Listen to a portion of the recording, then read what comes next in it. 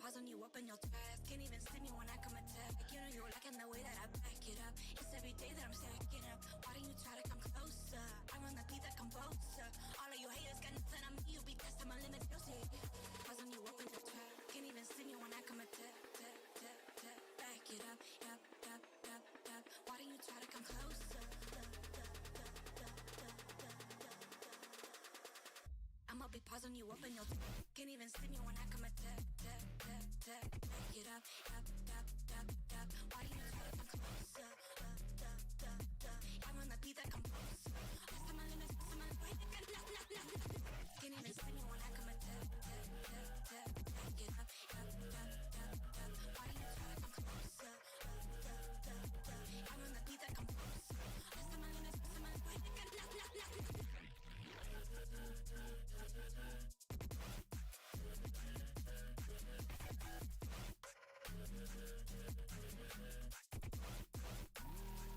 I'ma be pausing you up in the past. Can't even see me when I come attack. You know you're liking the way that I back it up. It's every day that I'm stacking up. Why don't you try to come closer? I run the beat that composer.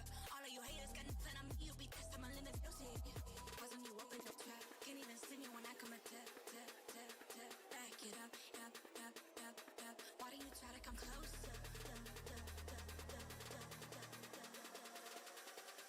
I'ma be pausing you up.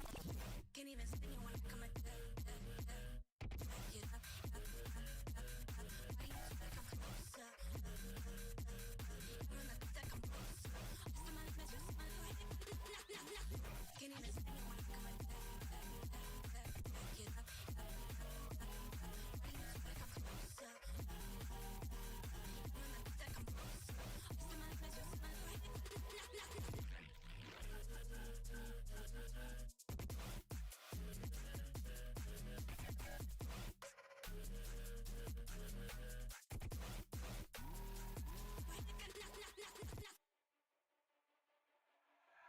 I got all the things I dreamt about, but none of it erases all the doubt in me. And money doesn't seem to change a thing, when all I ever seem to do is sit and think. They say, how could you be depressed? You don't know how much you're blessed. I guess they don't see the monster with its hands on my neck. It's funny, I know they're right when they all say I'm a mess. Wearing all the success like failure's what I do best. I thought I'd be happier by now. Happier by now. Happier. Got all I wanted, but it's still not enough. I thought I'd be happier by now. Happier by now. Happier. Got all I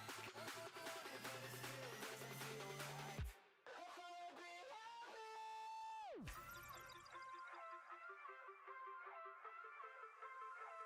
I thought I'd be happy.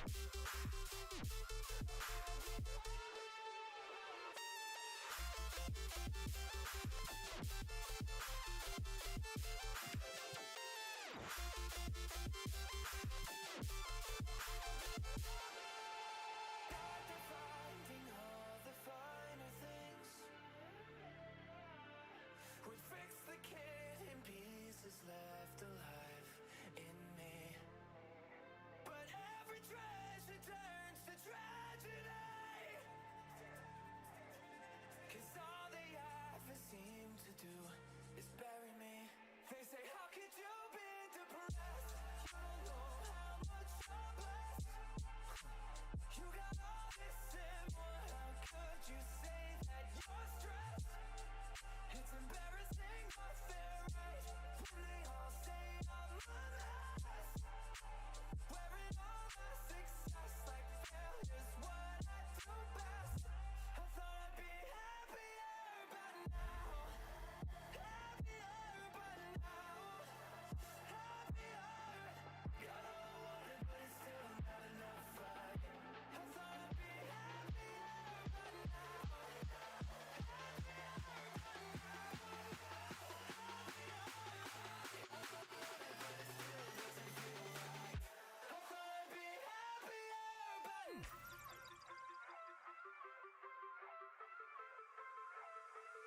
I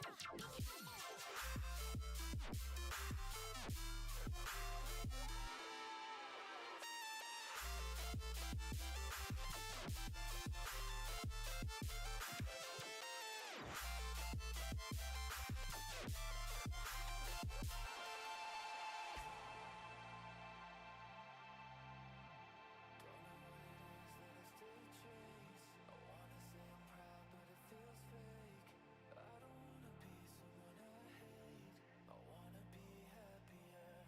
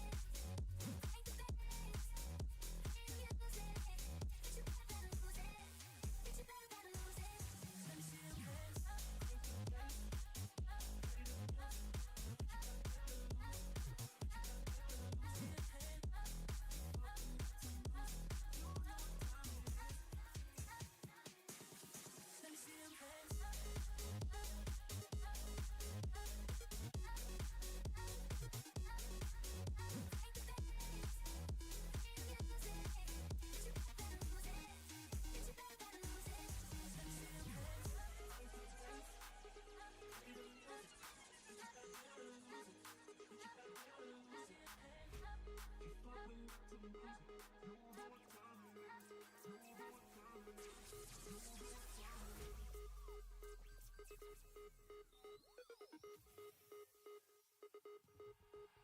the bass, play the music. But you better lose it. But you better lose it. Crank the bass, play the music. But you better lose it. But you better lose it. But you better lose it.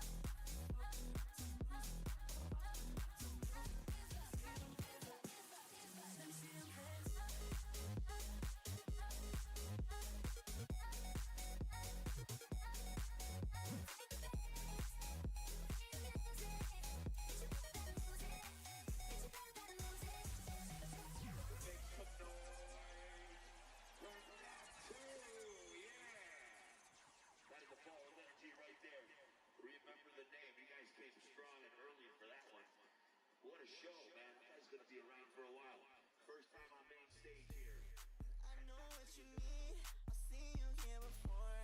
Show me how your body moves like we're more than friends.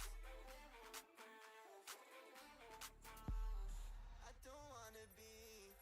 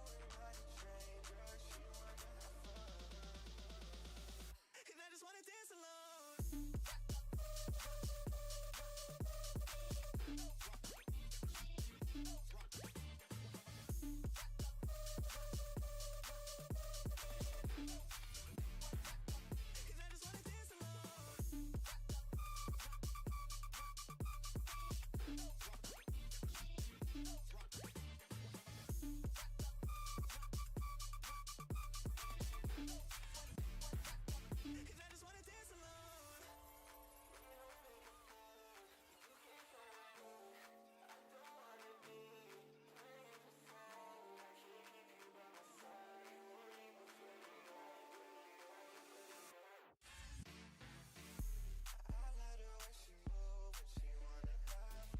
She's etching on my face. She never learned how to love. But doing like a stranger, she wanna have fun.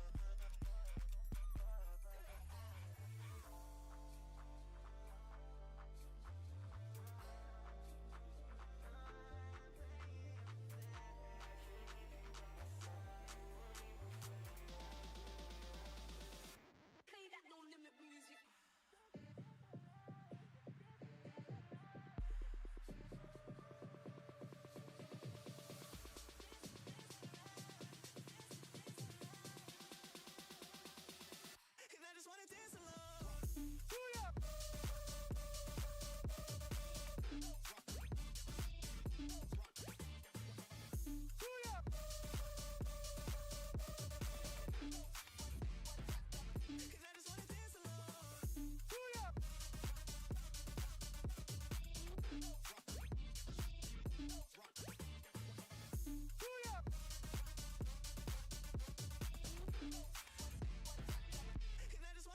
dance alone.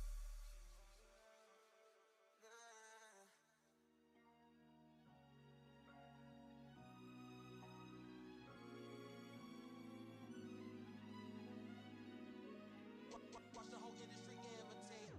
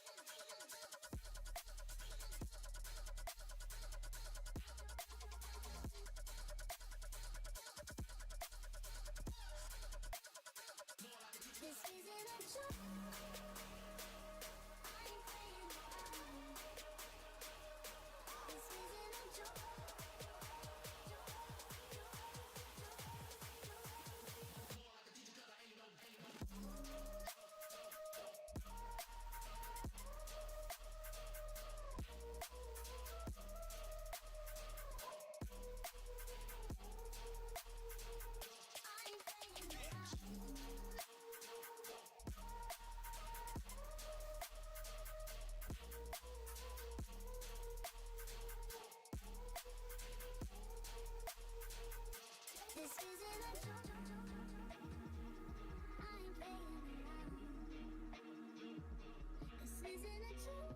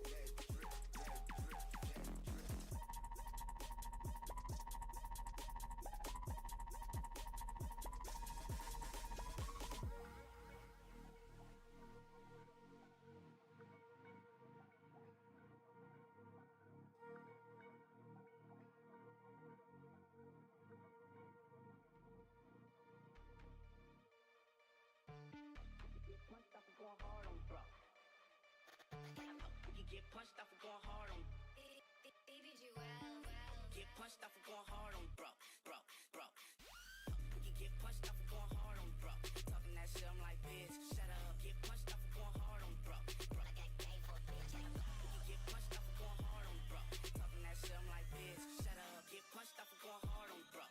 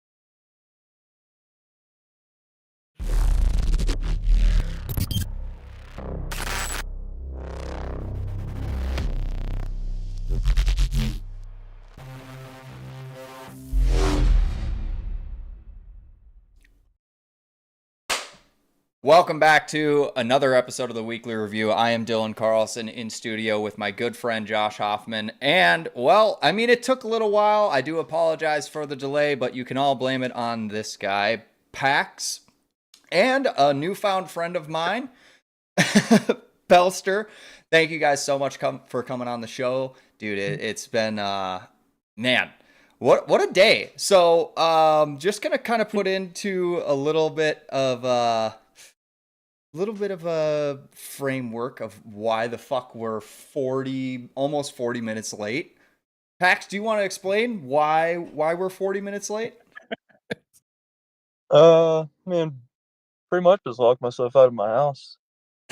Tried to pick the deadlock for the past hour. Now I'm in the car.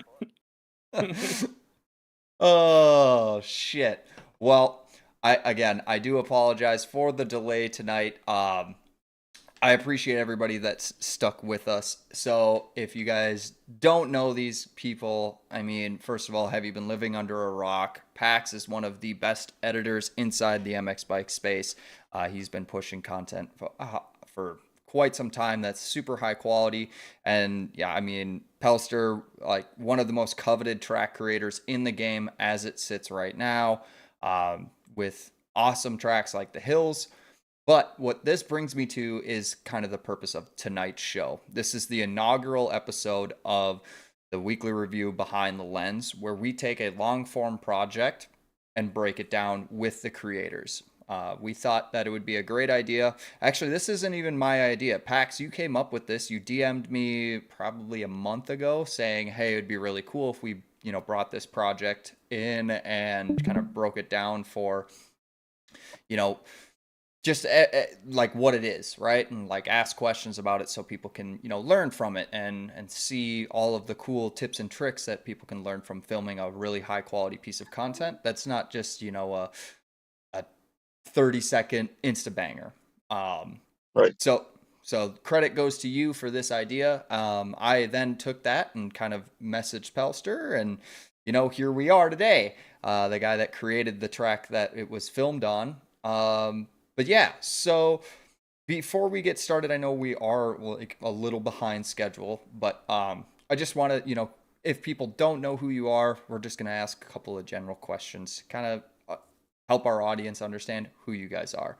So Pelster and PAX, when or how did you get started in like creating, edits or maps, tracks, what have you? You can go first, bud. All right, I'll go. So back in 2020, shout out Lemonian for this, but I was on the same team as Lemonian. If some of y'all don't know him, he was one of the OG editors back in the day. Yeah, I kind of picked it up from him. I saw him making some like team edits and stuff. I was like, oh, that's cool. So then I kind of just picked it up and kind of diddled into that scene of the game, and just been doing it ever since then. Hell yeah, man. Yeah, and then about the same. I think I got into the game. I think in 2020 as well. I don't even know. Maybe even 2019. I was beta 14 or something. But I played sim before. Never like dabbled with track making and that. But I started off just doing like edit stuff in this game, and that's where I met Biggs and Panic and stuff. And got to be friends with Hearn, and then I just started messing around with tracks. I made that 818 compound for free just because I wanted to like make something, and Mhm. we just kept making. It's funny, we made tracks for like videos. Like the whole thing, the reason I made the playground was to make a cool edit. We needed like a cool free ride map, so that's kind of like fueled Oh, the okay. last two Yeah. tracks. Yeah, it was just like content making. Like, hey, we should make this. That way we can make a cool video on it, kind of a thing. Right. So, Well, yeah. Oh, that's pretty cool. and we were obviously talking a bunch before the show started. It was that kind of the same vein as how Synergy was put together. Yeah, no, like I already had a plan. Like I wanted to make like a SoCal type free ride map just to have it in the game because I didn't feel like someone made one yet that was Mhm. like correct or like close to how a real one is. You know what I mean? Sure. And during the making of that, we were already wanting to make a video, and PAX was like the first one out of the group to step up that had the time to commit to it. So he was brought in like early on as I was making the track, and he was filming it from like as soon as I had objects on it and stuff like that. I was like literally still making jumps as we were filming parts for that video. So like, we would get done with a part, and I would ask him like, "Hey, what kind of shot do you want? What kind of jump are you looking for? Like, what is your vision?" And I can make it. Uh, I did, we had hand drawings. I remember Biggs and Panic would literally send me like hand drawings. Same with like Pep. They would draw a jump out and I would like make it, you know. That's That's funny. No way. insane. Yeah, That's it's so cool. cool. And like how dynamic that was to collaborate. That's super Yeah, cool. such a fun I'll kind time in of the game, dude. step into that. It's like a little timeline. So Yeah. Dan, who I work with at FXR that runs the game time account, he came to me saying, like we should do some kind of project with like Twitch, like the free ride guy, which I'm sure most everyone should know. The free Um, ride guy. Yeah. freestyle, free The ride, legend guy, dude. the legend. And I was like, oh yeah, that'd be pretty cool. And then I think I was sitting in Pelster's call like a week later, and I was like, kind of like stressing out because I had this project that Dan wanted me to do, and I just kind of brought it up to Pelster. I was like, man, I'm like stressed out. I have this Twitch project Dan wants us to do, and then Pelster was like, why don't we just all do it on the hills? And that's just kind of how it formed. It was like, okay, we can do that, and then we just kind of got to planning after that. Mhm. That's insane. No, like So it was more like a coincidental thing, and I asked Right. myself to this day, like, would synergy the project be what it is without the hills? Like, if we were to do that on a different map, would it even be the same vibe? Right. right. Yeah, so like the title, right? Like just hearing all of this kind of like how the project came together, was that something that you thought of, or did you how did that title come to be? Is because this sound like, I work in corporate America, like this sounds like cross-functional business to a T, but it's dirt bike video games, right? So um as lame as that sounds, like, did you have the title in mind, or how did that title come about? Pels, you can refresh my memory. I don't know who exactly said it. It may have even been It was Sword. it was Biggs, I think. Biggs or Sword, one of those. But Yeah, I don't know. Like that was the thing during that whole time. Like we'd have, dude. If we had photos of that call, the amount of like content guys that were in there, dude. We had Muppet, we had we had all the edit guys in there, and it was just like, yeah, I think that was a thing between Sword and Biggs. They came up to it, and like we had a group chat too. So, but yeah, it was like a group effort on the name too, for sure. yeah, we were trying to come up with some kind of name that involved like a meaning of like everybody working together, and not just me working on it, because it was definitely not just me. Yeah, Like dude, I we filmed had it, sure, but it was a group effort on like staging clips and like what we should do next and ideas, all that kind of and stuff. kits, dude. We had Blitz making custom kits for Twitch. Like he made that. Biggs made the custom hoodies and like the custom norm for all that stuff. With I forgot how he got those DBK logos. I think he got them directly from DBK, right? Or Dan got somebody. Yeah, Dan was Dan got communicating them. with. Dan Yeah, got them from Twitch's people at DBK. right. So it was, yeah, dude, there was like a lot of people working together and like companies, which was so sick. Anytime like real companies are involved with any kind of project, it just makes it like way cooler, you know? And Right A lot of even fun. you and Larson went in to get the fly helmet and the Yeah. gear, maybe. Yeah. He had to go and buy it from AFERTS and stuff like, and import it. Yep. Like just That's so to get Twitch's kit right. yeah, And I so remember much how effort. many. Go So ahead. much effort went in behind the scenes that like nobody knows, but like it was a ton of steps to actually get everything like dialed to a T. Right. How many Wow. days did I spend on Twitch's helmet, dude? Like a week? Oh yeah, it took a minute. It's crazy. But like everybody was doing stuff. That was what was so cool about it. It was just, yeah, it's fun. Hell yeah. Well, that's cool. I think that's kind of really, you know, the name that you guys picked is really encompassing of all the work that you guys did. And you know, just the average viewer that really doesn't know much, you know, it's a super sick edit, right? But like there's so many levels of depth to that project that, you know, isn't really on the surface. It's really cool to hear. Yeah, there was so much behind the scenes that went down that we can pretty much break down in each part of the video because I feel like there's like sections of the video that kind of have backstories. Sure. So I think Right. it'll be cool to kind of unveil that to the public. The Yeah. other thing that people don't think about it too is like throughout the filming of that project, like I said, we were filming it, or I was building the track as he was filming it. So like every time I would add jumps, dude, it would like erase all his replays. So he would like almost be on like a time crunch to go in there and clip stuff and get stuff ready before I sent out a new update of the track that had more Oh, jumps yeah, for us to yeah. film on. Okay. Wow. And Yep. I remember we forgot about that on one of the steps, and he lost some of his replays, and they were like really good, like group clips, which you know how hard those are to get, where everybody's like staged in different areas and positioned. And Right. we would have to go back and reshoot it all again, but yeah, it was a lot of fun. That's why. Yeah, it was I a mean, pain. Yeah. We also dealt with like the netcode thing. So like Oh my Pelster and god. all those people are like pretty much West Coast, and then me and Larson are East Coast. So like pretty Yeah. much we had to be like whoever was the focus of the shot of the clip we were getting, they had to go into the replay and send it to me. So like Yeah. if Pelster was the main focus of the shot, he's West Coast, he had to go in and save the replay and send it to me. Yeah. Yeah, or else Well- the hands would be shaking. Right. Well, and we've talked about that before on the show of like, you know, how difficult it is to do a big group project with the net code and like server side physics or server side animations versus client side. And I know that might be fucking nerd jargon, but like as video editors and the audience, the primary audience of this show is, I hope people that are making videos for this game or any other moto game, it's really fucking hard to get it to look right. And I want to highlight the fact that, you know, there's guys like you and C that have done a really good job of trying to hide it. But if you have like trained eyes, like somebody like me, like Josh and I review content weekly. So it's really easy for, I wouldn't say it's really easy, but when I went and watched this a couple of times, this is probably my third watch through, right?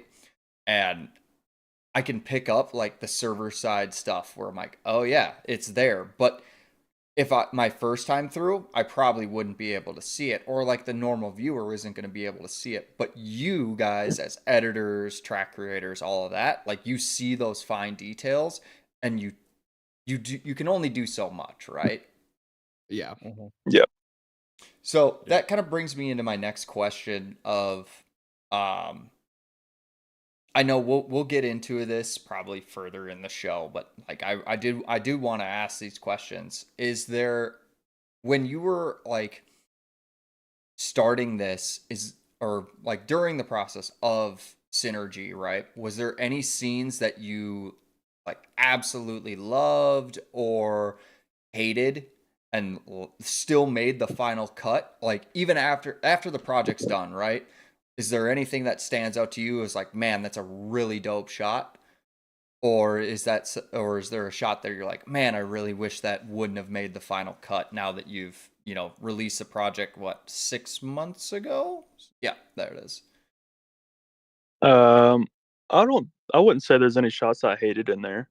I would say there's shots that were a pain in the you know what, You, and it you, took us literally like 2 or 3 clips. It took us days to actually like get the clip. But as far as like bad clips, no, I think like with Biggs and Pelst and all these like very detail oriented people in the call with me, we like narrowed it down to like the best clip for that like specific time. yeah. Well, and that's good to know. Like, I mean, you've got a lot of talented people in the call working on this project, and it just goes to show like how much went into it. Um, excuse me. All right. So my next question is for Pelster. What makes a map good or bad in your opinion? I would say, I mean, textures, of course, that's the thing everybody looks at. But I think one of the things that a lot of people overlook is like the lighting. Mhm. You know, like a lot of tracks, like, yeah, you could have a really good skybox and like you can get away with it, but like you can actually change the color of the actual light that shines on the plastics.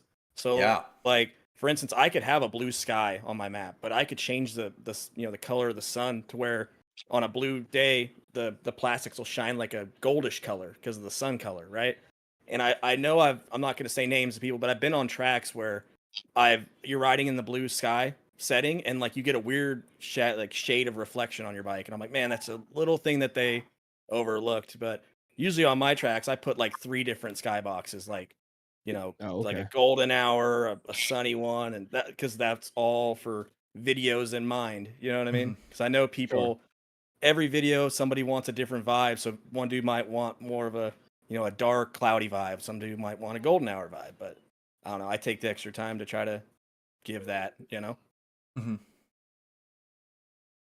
Yeah. Well, that's cool. What was the like biggest technical limitation that you faced when creating the hills? File size. So the MXB shop, their server can only handle like a certain file size on the website, like per slot. Mm-hmm. And I was fighting that the whole time. Like I could have done more objects, I could have done more stuff because I optimized it enough to where it runs, you know, good on the game. Of course, if you're playing it on a potato, you're gonna get potato, you know, gameplay. But Right. Yeah. for the most part, like, dude, it runs good on everybody's stuff down to like a 1660 or something. But it was the file size, and I tried negotiating with Nico. I'm like, hey, is there anything we can do, bro? Because I want to add more. And there's just, you know, that it was just the Right. limitation of the website. That's one thing I wish was different because I could have just kept going. But in the end, you know, it's still good. It is what it is. I've tried. I'm gonna go add more stuff in, and this next time I go in, I'm gonna see if there's anything I can do to try to optimize it a little more. But the map's just so big that there's only so much I can do. Yeah. You know? Right. Right. Well, and that kind of brings me to my next point is you and I had this conversation offline, but we were talking about, you know, creators inside the space, you know, wanting to make money for their work. And obviously the hills is well worth it. You know, we're talking about this project by and large, like this is a huge part of this project, right? Without the hills, there is no synergy, right? So Mm-hmm. you and it's expansive. Like I don't what was the timeline for the creation of this track map? I don't even know what to call it. It's more of a map in my opinion because like a track is you know a closed course and this is like a free ride map. So what was the timeline that it took you to get, you know, from, you know, day Um, 0 to the release date? I think in total, when I released the track, I had like 460 hours in the editor. The editor's now got like a time like odometer up in the top. And I Yeah. want to say I was like 460 hours or something like that. A lot of Dang. time, Okay. you know. And so like you said at the, you know, kind of at the beginning of this show and like the beginning of this conversation that this was all like happening in real time. This is a work in progress, and even PAX, you credited the the hills as a work in progress. So, what was your process for organizing footage and timelines for synergy during an active track being built or a map being built?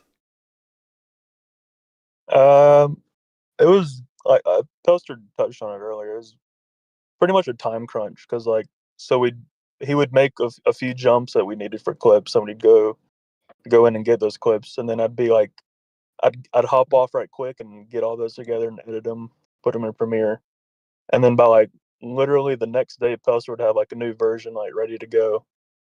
So it was kind of like we had to balance the how fast Pelster was going because he was absolutely grinding on like making stuff every single day, Mm-hmm.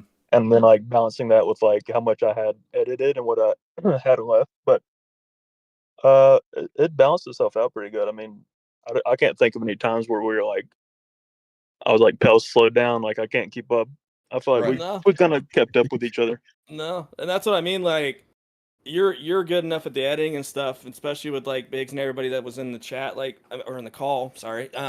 That whenever you film something, or like let's just say we film a jump, you already know like in your mind like what the best angle of that jump is, and Yep. you would get multiple angles of that jump, and then you would just save them, and you're like, well, I know I can use those. I'm just gonna pocket those, and no matter what, you already know that that's kind of the best angle of that jump, and however that goes into your edit, you'll find that out later. Right. And one thing noticed I you were do doing that. remember is I had a folder with probably like 6 or 7 different versions of the track Mhm. because I had so many replays from so many different versions where I legitimately had to like go in and see which replays would work with like the track version I had. Oh, yeah, okay. I remember that. Oh yeah. All right. Sorry, Josh. We talked about like bouncing questions off of each other No, prior to it's this, all good. and I'm just kind of taking the reins. I feel bad. Is there any That's good. questions that you wanted to ask? Well, Pelster and PAX kind of touched on a little bit. I just wanted to come out and ask what softwares do you guys use to, be creative in your respective styles? You can go ahead first, Pax. I'll go after. I'm just strictly Premiere Pro. Okay. Well, And not then true. as far as Not true. That's a bold-faced lie. You've been doing some What do you After mean? Effects. I mean, None of that stuff I do is After Effects. what? Really? It's all Premiere? Yep. Wow. I can Oh, man. second that because I remember somebody else had After Effects and Pax didn't know how to use it, and he was watching said person use After Effects. And Oh, Yeah. he was It just was- like, yeah, I'm good with it.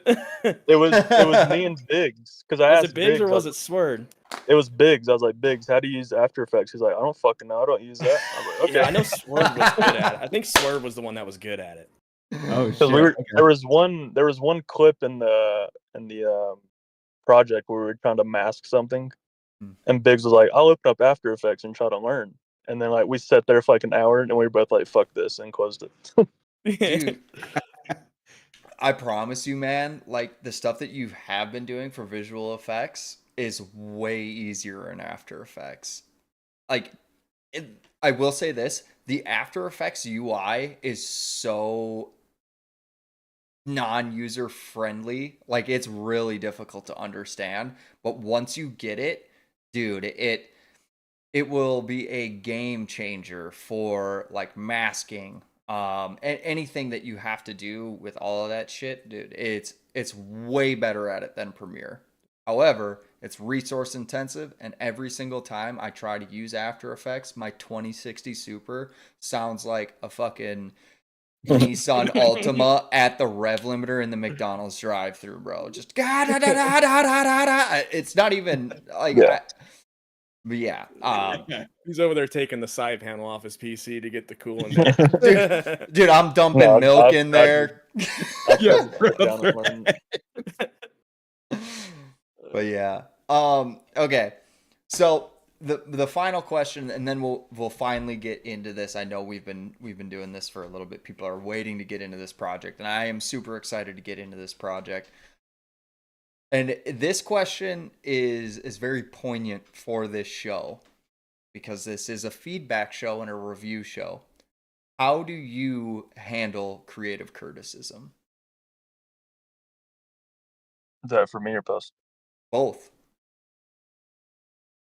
I mean, I like it. I think it just doesn't do anything except help Like it builds, like what could I do better next time. Yeah, I'm on the same boat. Has there ever been a situation where like creative criticism has been received and you're like, I would I will say. Oh, go ahead, sometimes. Pax. I would say like sometimes people have like said stuff, and I'm like, I don't really agree with that. sure. Yeah, Yeah, I think the one that gets me the most is when it's unstructured criticism, like when someone just says textures Oh, are just- trash or tracks ass. Just like They don't it's take- bad. Like fuck you. and it's Yeah. bad. Like you know Right. what I mean? But if like Right. they say like, oh, like this is bad because of this, or maybe you could have done this. They give you at least give you some kind of context. Then yeah, it's fine. Right. Right.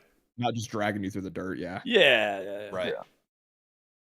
All right. Well, let's do this then. We will finally get into the video, the moment that everybody's been waiting for. I have seen this a handful of times already. But I do think that this video does really like encapsulate. First of all, like this is 6 minutes longer than anything that I've really seen from PAX in recent history. So no shade there, but I do appreciate I appreciate longer content, man. Like Josh and I have both been outspoken about this on this show, and you're a frequent submitter to the show because either you're trying to stroke your fucking ego, which like that's kind of weird, just two guys on the internet that get like 30 views, or you're like actually this guy's sick. yeah. Or you're actually trying to get some like nitpicky feedback from some people that have like both, a viewer's perspective from Josh or an editor's perspective that can like really fine tune like what you're looking for. So we're going to go through and we're going to break this video down, and I don't know, like you guys can kind of dictate me and Josh will dictate when we stop, and then we'll start to talk about stuff. But kind of how our show has traditionally gone, it's usually like a minute and a half. So we'll just watch this and then we'll break it down, and then both of you can talk about what this was looking like when you were building the map, Pelster, or when you were actively editing this. So without further ado, this is the inaugural episode of Behind the Lens featuring Synergy. You want to throw a screen share up? It's up.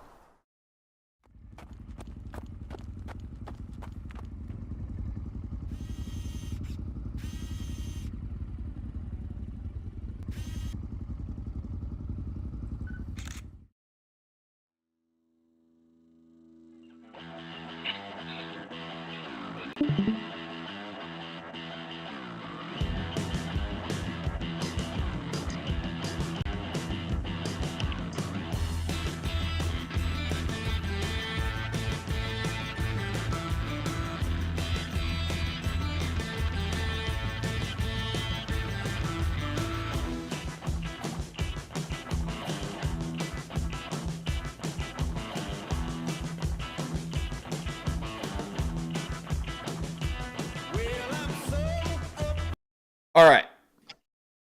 So we're going to stop here. And let's talk about this intro. I got And something to say about that intro too. yeah, go for it. Go to where they take the photo, like right Yeah, where it shows everybody. I want think you to no look- one's, not a lot of people have noticed this. I don't think. No. Hang on. Right there, Paul. Oh, go back a little bit. If you notice, I think is it PAX? You have your arm around Panic. Yeah, and Skills has his arm around. Like dead center. Yeah. Yeah, like so they here. got their arms around each other. Oh, no kidding. Yeah. Yeah. No, I missed that. If you take the camera part away, you can see my hand around Skills in the middle there too. Yeah, right Yeah. There we go. there. Okay, so that was custom animations, I'm assuming, right? It's just Photoshop. Yeah, that's Photoshop. Oh, this is just still. That's a still image, yeah. Wow. Okay, that's fun. I thought you did that inside of like the actual video editor. But yeah, no, that's like that's an Easter egg. Okay. Yeah. Super cool. Yeah. Okay. Wow, that's wild. Like again, like it's the attention to detail and it makes sense. Like you've got a guy like C in there and like you're doing some wild shit. What kind of like was the catalyst for this idea? I had the idea like the whole time, but I just couldn't figure out how to do it. But we have Pepe Silva, the Photoshop god, and he was like, "Oh yeah, I can do that, no problem." And then That's he just awesome. sent me that photo like 20 minutes later. He's like, "Here you go." No kidding. Yep. That's wild. Okay. Okay, so we see this intro and I'm just gonna keep it at half volume where we made it to like here. Okay. Yeah. So we get the photo. Obviously, this is some stock footage with like a green screen, I'm assuming. Yeah, and that the the stock video itself, like the camera and the hand, Mm-hmm. has like 5 or 6 different types of lighting on it because we tried to like Yep. dial it in as best as we could to match the environment. It was super Sure. tricky. Sure. And how did you do that in Premiere?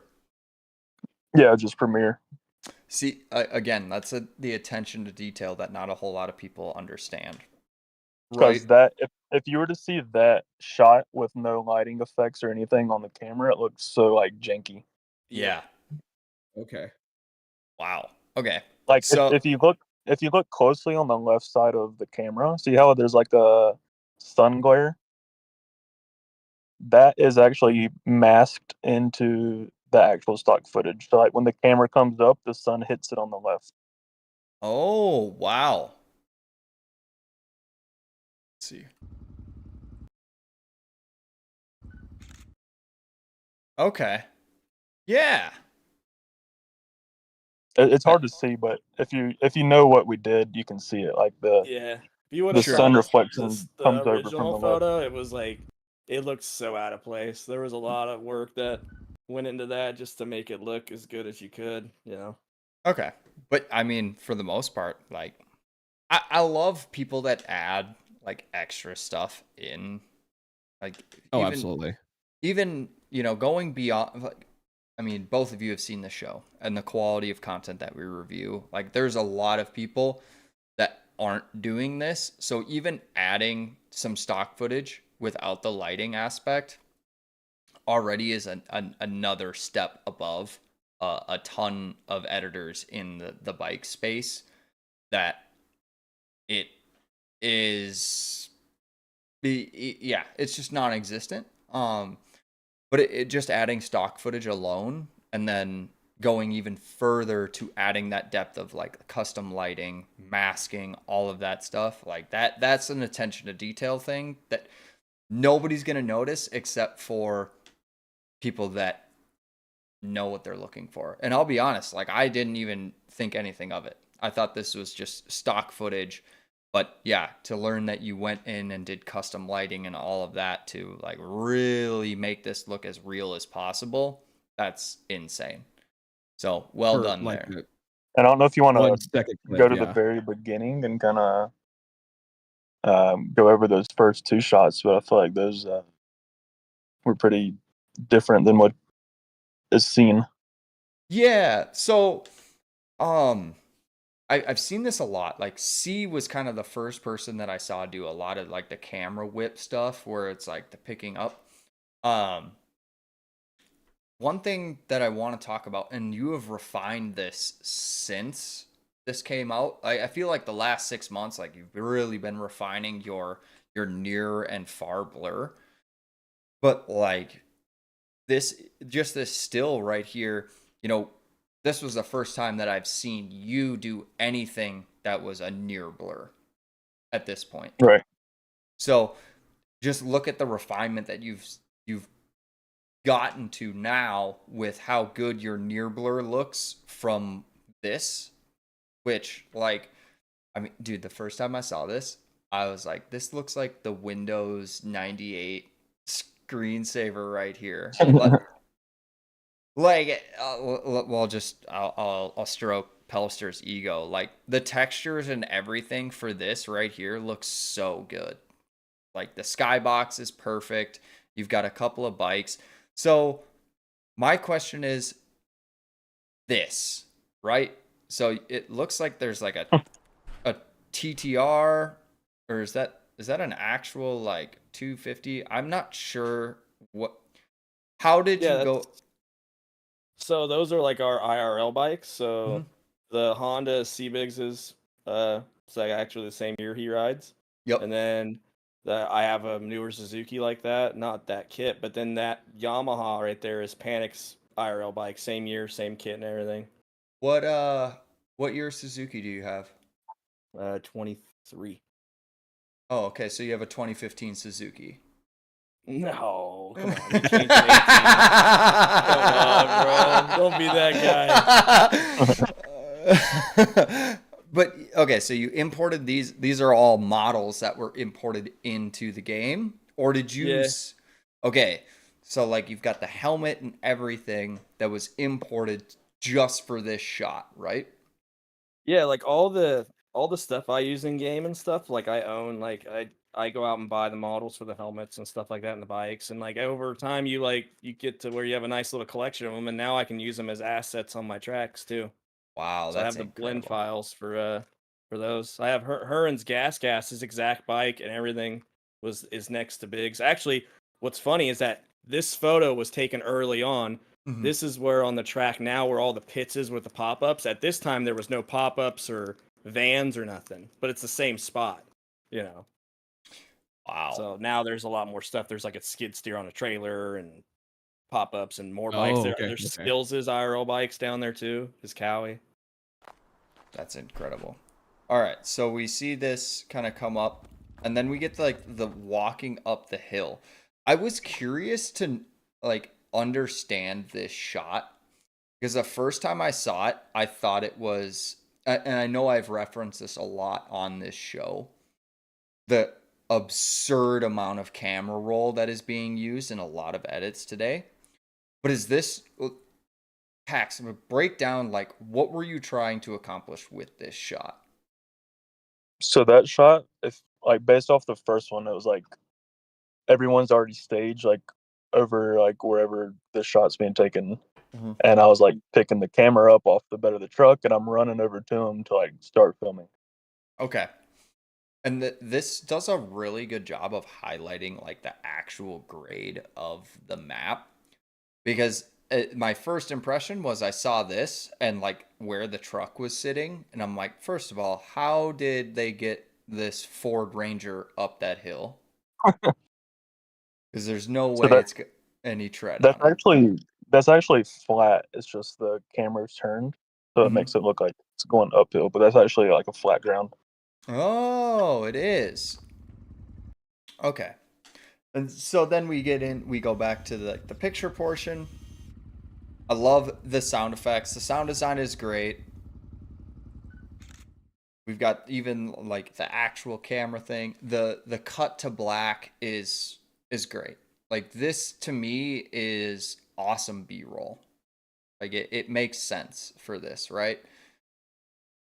Um when you were planning out B-roll, how did you go about that process for this? Uh, kind of created like the story I just told you. Like I wanted like kind of like not an intro, but kind of a few clips at the beginning. And I told C this. I was like, "What kind of clips can we do to make people be like, how the hell did they even do that?" Right. And I feel like that's what we tried to go for with those first few clips, with like the the hands around the Skills and Pep's shoulders and Mhm. the Yeah. running clip and the clip that looks like I picked the camera up off the tailgate. Mhm. Well, and he's definitely one like the first time I ever saw like legit handy cam work with a lot of camera motion, not only just like camera motion, but like actual in space motion with stepping and running and all of that, dude. Like he was next level with that shit. So definitely Yep. somebody that was a really good, reference and a person to bring in on this. All right. Anything that you guys wanted to touch on these kind of opening clips? I'll say it that the shot of him walking with that camera, like he's having to move sideways and do the up and down movements and stuff. Dude, that is hard to have the camera Yeah. tilted and to walk and do the up and down without the camera wanting to either go to the ground or to the sky. Like, Yeah. Yep.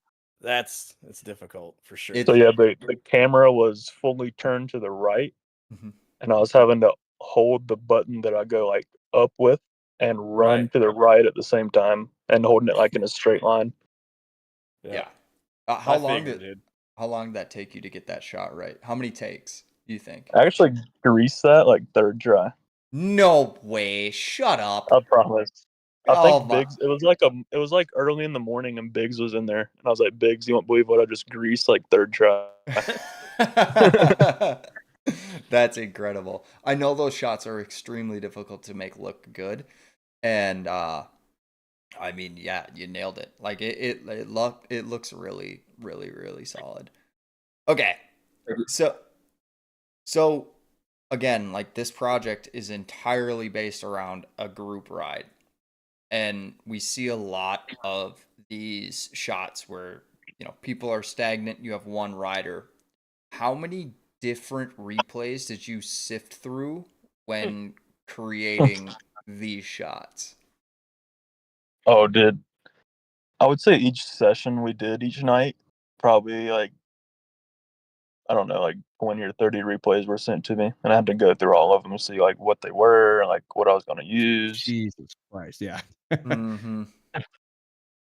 Yeah, I believe that. Like year one, just for our little portion, dude, there was 15 replays per person sent to me.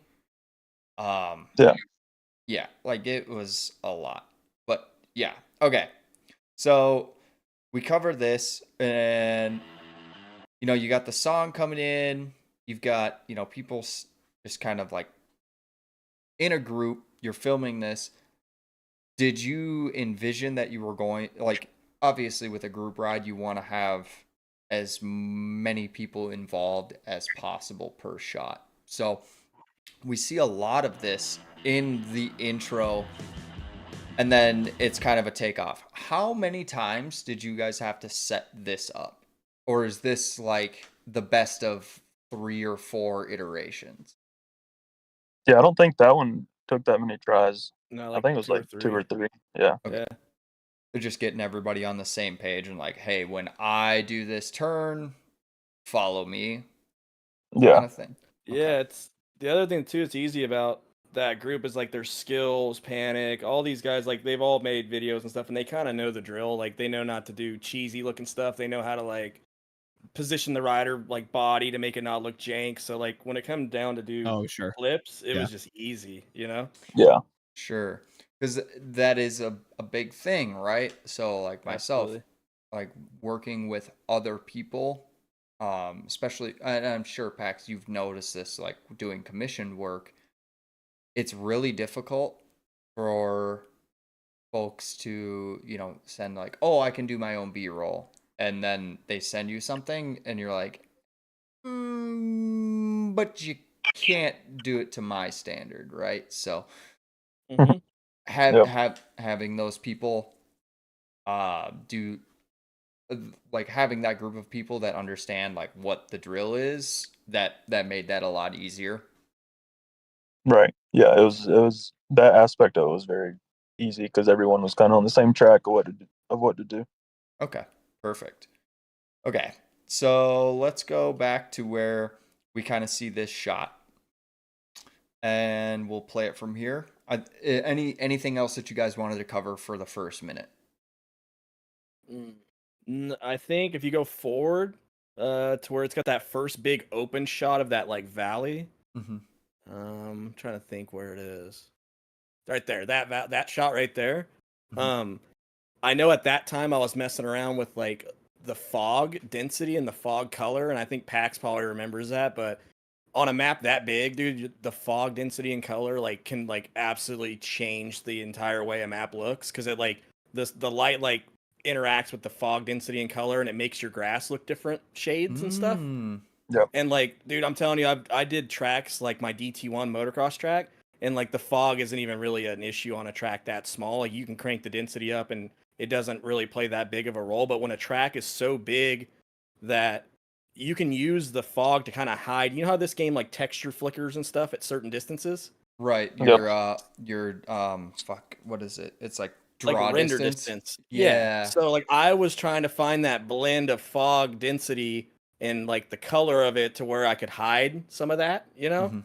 And I remember like this shot was one of the first ones where I was like, all right, we're good enough. I'm cool with like filming it with, you know, that kind of an angle, that big of a frame, you know? But that's one of my favorite shots in the video right there. I just like the way he filmed it, and the lighting and the reshape was like spot on. Yeah. Yeah. No, this shot looks great. And I love the way that this kind of like gets introduced, right? Like all the B-roll rolling into this was super well put together. And obviously, did you do B-roll before or did you do it after everything was shot? I did the B-roll after we got all the clips, and then I just went in and added what I wanted for the intro. Okay. So like a normal person, you're not a Yeah. psychopath that does fucking B-roll first. No. All right. All right, we'll watch the next minute.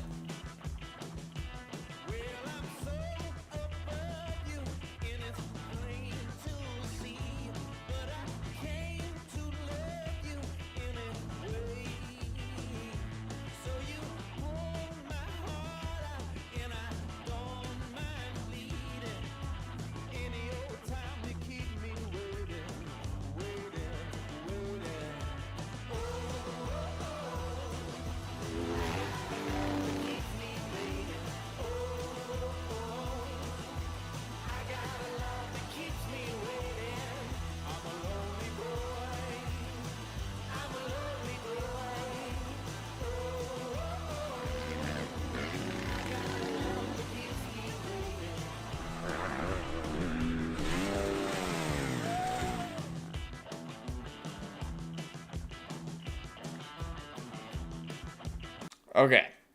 So obviously DBK, FXR, like all of these like real life brands had a take in this. Like this was the whole reason that you did this project, right? So Yeah, it wasn't no like these were like the actual like companies like involved. This wasn't like we just made it up. Like DBK was actually involved with it, helping Dan. Dan was involved with it with FXR, getting us stuff. okay. So like we see a lot of like that, it almost feels like almost like realistically like an ad or like what you would see for like a if DBK put together an edit for something like this. Like they had somebody come out and film this. Yeah, so the backstory with that is these hoodies were the new line that Twitch was about to drop, I believe is the correct timeline. I think he was either just released these hoodies or was about to release the hoodies. And his team actually sent us over like all those DBK like logos and stuff to put them that were going on the hoodies in real life. Mm-hmm. They sent like the AI files over to Dan. Dan sent them to us to actually put onto the hoodies. Wow. So I was trying to really like That's crazy. promote that Yeah. drop. Mm-hmm. Yeah, Biggs went crazy on those hoodies for like a week, and probably longer than that. The norm on those things, like, you don't see a lot of it in the video, but dude, if you could see the detail on the pocket and the front of it and stuff, my god. Yeah. Well, and again, that's like the attention to detail shit, right? Like this isn't just like MX bikes can look so good if you know what you're doing. But if you don't know what you're doing, it can look like MX bikes. It can And look a little, yeah. Oh yeah. but I think like these shots here, so I had a question about like how this track got developed because and again, like this kind of just correlates back to you know, the how this was a work in progress while this entire project was going on. God, there's one shot I need to find. And I can't remember where it is. It's got to be coming up here shortly, right? No, not that one. This. So, Pelster, when you're doing this type of stuff, right? Because this is based on what? All right. I know you had a podcast with somebody else that they talked about this a lot. What is the hills like based off of, right?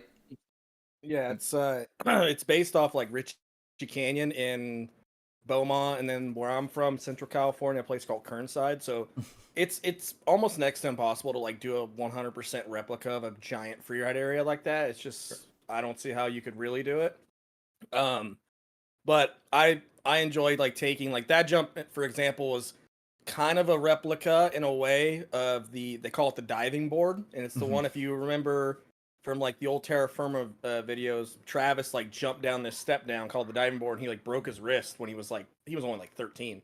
Granted, that one's upscaled a little bit for the video game because to make it fun, but Right. a lot of sure. the jumps Yeah. in the track are taken from like popular freeride areas and stuff like that. Okay. Around California. Wow, that's incredible. So, like, when you were iterating this map, right? Because I guess, did you just do like a LiDAR scan of the area and kind of mesh it together? Or So it was, yeah. So Muppet, I in the actual post of the track, I gave big like kudos to Muppet because Muppet 3D scanned like an area of like centralish northern California, and he got like the basic terrain, like the hills, right? But there was no jumps or nothing like that. But yeah, he like stitched all this LiDAR data together to make the base map. And I remember I was so overwhelmed whenever we sat there because it took us like 3 days probably of messing around till we got one. And as soon as I loaded it up and I set the scale and I just kind of rode around, I was like overwhelmed. And I was like, dude, I gotta do this now. This is so good that I know it's gonna take like a lot of time to do it, but I like kind of owe it to him to like do it. It's very rarely you get a base scanned height map that was as good as that, and I would feel like an idiot if I didn't at least try. Even though it was way bigger than anything else I'd messed with, like size wise. I knew it was gonna be a lot of work, a lot of masking and stuff, but yeah, it was still fun. So, how did I think you mentioned at the top of the show, like putting together jumps like this, and this is also a question for you, Pax, because being the filmer, you obviously had a hand in like, hey, I want to set up some jumps that I can get good clips on. How did you guys go through like finding places on the map to actually put together like a jump like this, or anything that was filmed throughout this entire project? I mean, like I grew up racing and stuff like my whole life, but I also like grew up free riding out in the hills like that a lot, like my whole life. So like I would just ride the base map, and like before I started sending stuff to them, I focused on like one area at a time. Like of course the pits was the first area I did, and I remember I would just ride around and I would mess with the scale a lot to get like the hills the right size. And once I got the hills to like a realistic size that I wanted, then I just built a jump, and I would build like 3 or 4. And then we would ride that for an evening and get a clip or something. And then the next day I'd build like another 10, and I would just keep expanding out and going further and further out. Holy shit. So it was legitimately like going out and free riding. Like you don't ride unless you build kind of thing. You know what I mean? Yeah. 100%, dude. There was times where like PAX, That's so Larson, any of these dudes, they would be on the map and we'd get a clip. And like half the time we played and got clips, the other half of it was like, hey, go scout some hills and like find a good hill that you would want something on, and just I'll build whatever you want. Just let me know what you find. And these dudes would ride around for hours, bro, just having fun. And like, hey, this would be a cool spot to do this right here, da da da da, and we do it. That's incredible. That is incredible. That's literally like what you would do. Right. It's so fun. Like you got to dig, you got to earn your ride. You know what I mean? Like that. I mean, I'm not a free rider. I've never done it. Never to this extent. I've never been out to the hills or anything like that. Like any free riding that I've done has been in like the Iron Range of Minnesota. But dude, this is there is one thing that I know is it's almost like surfing. I don't know, like Cali dudes are weird. Like you can't surf our spots, this type of stuff. But like it's kind of the same thing with like free riding out there. Like Yeah, if you don't dig, like you ain't riding it. And if we catch you 100%. riding it, you're gonna get talked to at the bare minimum. I was never like that because I mean, even after I stopped riding dirt bikes, I did a lot of like mountain bike stuff where I built a lot of mountain bike trails out. And I was always the kind of guy like, hey, you can come out and ride my stuff, but if you come out and mess something up, fix it, you know? But Right. there's dudes out in SoCal, like San Diego, that if you go out to Richie and ride one of their newer jumps and they catch you riding it, dude, they will fucking chew your ass. Like, Oh, I believe it. I believe it, you know? man. I've It's a never whole been on the thing. receiving end of that, but I've heard a lot of stories. Okay, so one thing that I wanted to talk about, and again, this I already addressed it at the beginning of this show, was server side animations and physics and all of that. So obviously, this is one replay, this shot here, and I think you PAX, you did a really good job of hiding the weird animations you get. I'll just play it again just so people can understand what I'm talking about. But like if you watch the guy's landing here, and what do you use for your motion blur plugin? That's just RSMB. Okay. That's what I thought. Like this looks like RSMB. For those that have no idea what RSMB is, it's a third-party plugin that you can use for Premiere Pro. It definitely helps hide a lot of stuff. I will say it's expensive and it won't, if used properly, it makes it look very good. If used improperly, you can see it pretty easily. You'll get a lot of tearing, so less is more when it comes to that kind of stuff and finding that good balance. I don't know what numbers you use as far as your RSMB settings, but for the most part, like it looks great, like definitely dialed in.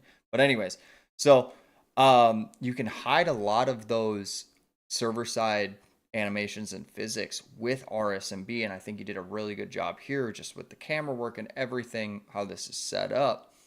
But this did catch my eye when I was watching it because I was watching it through a microscope. But we'll watch it again and just kind of take a look at. But before we do, whose replay was this? Couldn't tell you. You have no idea? Okay. No Whoever's clue. the smoothest.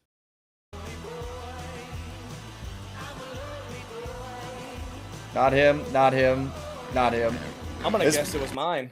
It's Yeah, probably I think that was, if I had to guess. with the Yeah, it animation. was definitely Pelster. Yeah, it was mine. Yeah, that was 100% his. But yeah, so like when I talk about that, and like when guys go to do, multiple riders, and Josh, you and I have talked about this a lot on this show, having multiple people in an edit always looks cooler. I won't say it Yes. always looks better, right? But did you notice this when we watched this? Now that I have the eye for it, yes. But when I first watched through it, I'm not watching critically when I watch stuff, and honestly, no, had no idea because it was very well done, well hidden. Right, and you can hide a lot of that stuff, and I was wondering, is that something that you thought about, PAX, when you were going to film something like this with multiple people? Or how did you go about like trying to hide the weirdness that MX bikes had? Definitely the motion blur helped a little, and then definitely getting Pelster's clip. So I think I went through like 2 or 3 different clips there to see which one looked the best as far as like the rider animations. Mhm. So I think it was just planning it out beforehand to try to like know what I was looking for. Yeah, Okay. I want to add one more thing to this while we're doing this. Shout out Nico. Before this track was out, he put my track on the server list for a Dedi because we were having so much issues Oh, yeah. with it that this was on a Dedi and it was on my Dedi, so that's why this clip was done with my POV in this instance. Because like I think a lot of the Oh, clips where we okay. had multiple people in, we did from my clip, because it was the Deddy, and I think it didn't look perfect, but it looked a little cleaner. Mhm. But I remember PAX literally he would have like everybody in this shot send that replay of that line, and he would sit there and just look through all of them until he found Yep. one that looked. Pick which one. Yeah. Yeah. Okay. Wild. So like, and that's another thing when it comes to like breaking down something like this of this scale, right? Because you've got 1, 2, 3, 4 here, 5, 6.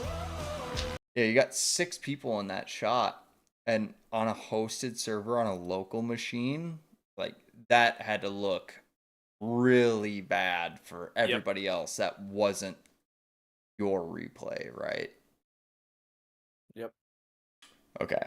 All right. So I didn't have a whole lot that I wanted to touch on. We touched on the hoodies and all of the norm work that went into there.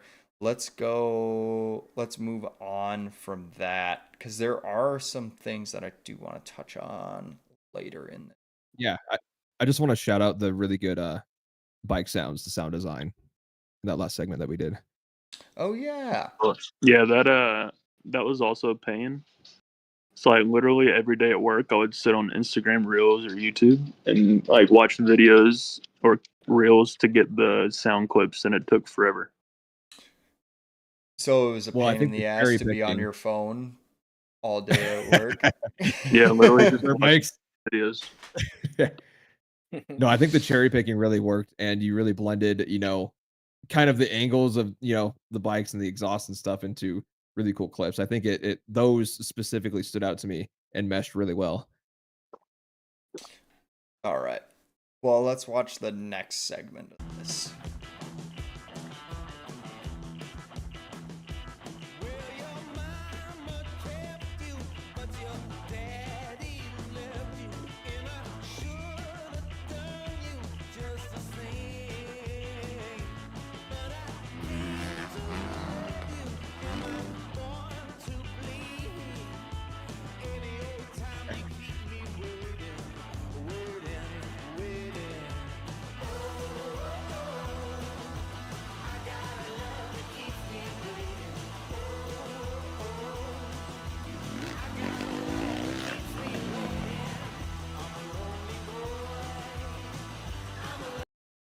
Okay. So there is something that caught my eye here. And one thing that I would harp on this, but it makes sense for this shot, and it has to do with autofocus. So when you're filming something like this with a lot of information, right? So visual information. When I talk about visual information, I'm talking about like riders, you've got the actual like foreground, background, stuff like that. How difficult was it to film a clip like this? Or where you have like other people in the shot and then we're seeing somebody quickly scan through that.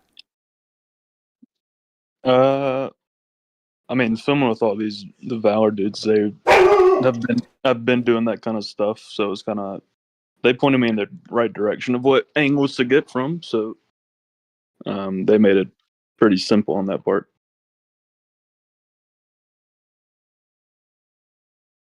Okay, so they kind of knew exactly what you were looking for. They knew like where to sit in the shot, so like if I told them I wanted to like shoot from like a behind angle, like looking forward at everyone, they already knew like what the best places for them to sit would be. Mm-hmm. So I mean that just made it flow even better. Sorry about that. My dog is barking off the chain because my fiance showed up. And before we even like got the clip, I would go to the angle I was going to film, and everybody would kind of get in place, and we like make small adjustments of like to move forward or scoot over or bunch up closer, stuff like that. Mm-hmm. Yeah. So when you like a shot like this, like how many iterations did you go through when you were filming something like this? Clips like that aren't that like, to me that's not like difficult to get in like the first 1 or 2 tries. Okay. Because it's just like a steady forward moving shot. But things like, we'll kind of, I'll tell you which clips I'm talking about that took probably like a day or two to get. Okay. Yeah, so like something like this where you've got a lot of animation, and this is all due to like timing, right? Like Yeah, you, majority of those are timed like really down to a T. mm-hmm. So you can even hear it with the bike sound there. Like I masked it so where it like sounds like it goes behind that hill there, and it kind of fades.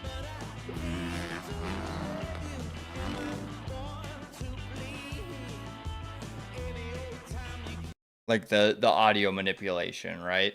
Yeah. Yeah. Okay. Yeah, so like that's again, it's like the sprinkles on top of the ice cream cone. We already have the ice cream cone, right? And this is the little stuff that nobody really notices until you do a deep dive into it, or you have the eyes and ears that be like, wow, that sounded really good. So what did that clip sound like beforehand? Was that just like So if you listen to the beginning of it, it sounded like that all the way through it, just like super loud and in your face. So how Like did that rev limiter like went way out, and it was just like still super loud. So how did you go about doing that when it came to audio manipulation? So for that clip, I had to flip the audio track so it went from left to right, because the raw clip of it was right to left, like the sound bit. Mm-hmm. So I flipped the audio track to go left to right, and then I just added like the fade in and fade out right where I wanted it to make it give it that like manipulation of him going behind the hill there. Oh, wow. Okay. So again, like the attention to detail is really good. Really solid. Like that's something that nobody really notices unless you're looking at this under a microscope. Right. One thing, okay. Go for it. I was gonna say I have another thing to add too. If you can't go to that clip of Panic hitting the ramp, there was another cool thing about this edit. We had the dude Phantoms, who I think at this time there wasn't these animations weren't like public yet, and that Phantoms guy was making them for us as we were making this video. Dude, and we asked him for an animation because Panic wanted to get a shot of him doing a one-hander off the ramp like how McNeil does it or whatever. Mm-hmm. And that dude made us an animation for that. He also made like a couple like special animations, like I forgot that I got a bunch of them still to this day, but it was super cool having that dude at the same time we were filming this. Yeah, like that. We were filming this and he was like sending us new animations like daily, as we requested them and stuff like that, which was super cool. Yeah, I remember hitting up C about this because I saw this for the first time and I was like, where in the fuck did you get custom animations done? And dude. Because I had asked him about it like a couple months prior. I was like, oh, dude, have you thought about like, doing any custom animations? Because I was looking into that, like fender grabs, stuff like that. And then he's like, actually, we've been working with this Phantoms guy. And then I see it. I was like, first of all, PAX, I'm going to give you another little bit of shade because you gate kept the scoop tire for so long. And then you're gatekeeping custom animations. So, dude, that was FXR exclusive, dude. Yeah, I get it. Like, you're doing cool stuff. You're working with cool people. But like when somebody like me sees this, like, where did you get that, and how did you do it? Because like I'm more than happy to learn. But yeah, this was kind of like the shining moment of like, oh, there's actually gonna be some really cool stuff for guys like us that put together cool content. Because I know, the general population probably doesn't care about custom animations. Doesn't really matter. The only one they really care about is the middle finger animation. Yeah, I was gonna say in aerial pro races, everyone's middle fingering. Yeah, and that's about it. But like the fender grabs, the leg swag, like stuff like that, like for editors, that's a huge thing because now we get to breathe even more life into projects with, simple animations. And well, I shouldn't say simple animations. I'm assuming that it was very difficult because I don't know how to do it. And it looks like a colossal pain in the butt. And even the best stuff that gets posted still looks kind of weird if you don't have it set up right. So, And even to this day, for my tear off button, I still have the helmet grab animation bound to it. oh, I still use that. me too. Pretty sure he released everything. That was the Yeah. whole thing. Like we were getting messages like every day about it because I posted that one Instagram clip and it just was blowing up. And I was like, dude, I'm not gatekeeping or trying to, but the Phantoms guy is gonna release everything at some point, which I think he did. I think he put it all in mods, right? Yeah, He did.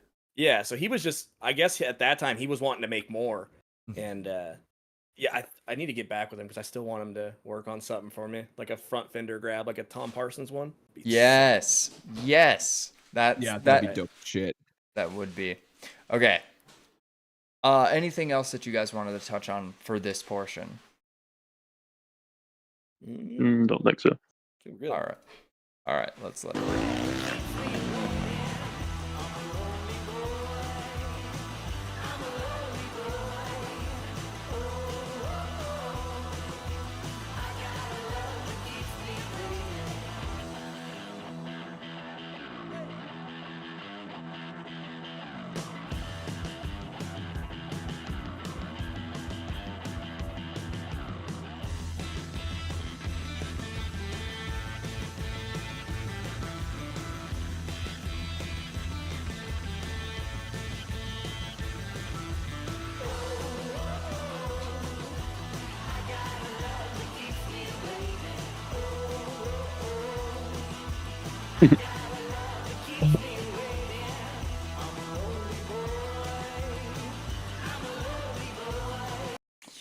Okay. So this is kind of like the meat and potatoes of filming a group edit. Yeah, there's 2 or 3 clips in there that took like a day or 2 to get. Mm-hmm. If you want to start with the one before this one, yeah. I think it's after. Okay, so here's a little Easter egg right here. Mhm. If you look at you can see it on the screen now. The second to the last bike, that's Larson, and he's actually middle fingering. Oh, down there. Yeah. Yeah. That's awesome. The clip, I think it's 1 or 2 after this, when Skills is like launching this uphill.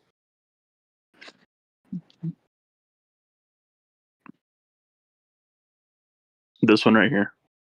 Oh my god, dude. So I think that was accidentally a clip. I think we were just like It was. ripping, and Skills like, dude, you have to go get that for a clip because he like hit this huge transfer, and then Biggs and Pelster, they were hitting that little hip jump. Oh, so this wasn't planned. This shot No, here. that was just a clip that was randomly made. No shit. That honestly looked like, you guys set this up and was very deliberate about this. Leave it to No, that was Skills to huck something that's Yeah, it's funny how Larson right there just so Ridiculous. happened to be rolling in to that hill, and he did it in like a realistic way. It wasn't like he just gassed; he like casually rolled in, which was also cool. Yeah, no, honestly, that looked very, like you guys, yeah, Larson needs to be rolling over here. Skills is gonna fucking launch this booter. It looked so like deliberate. Right. So, and that's awesome.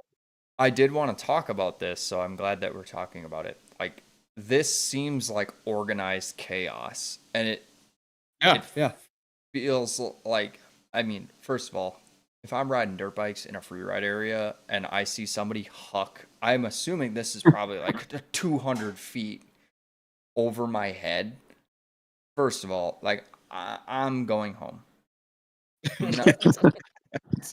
I don't want to be around these people anymore. I'm not having fun.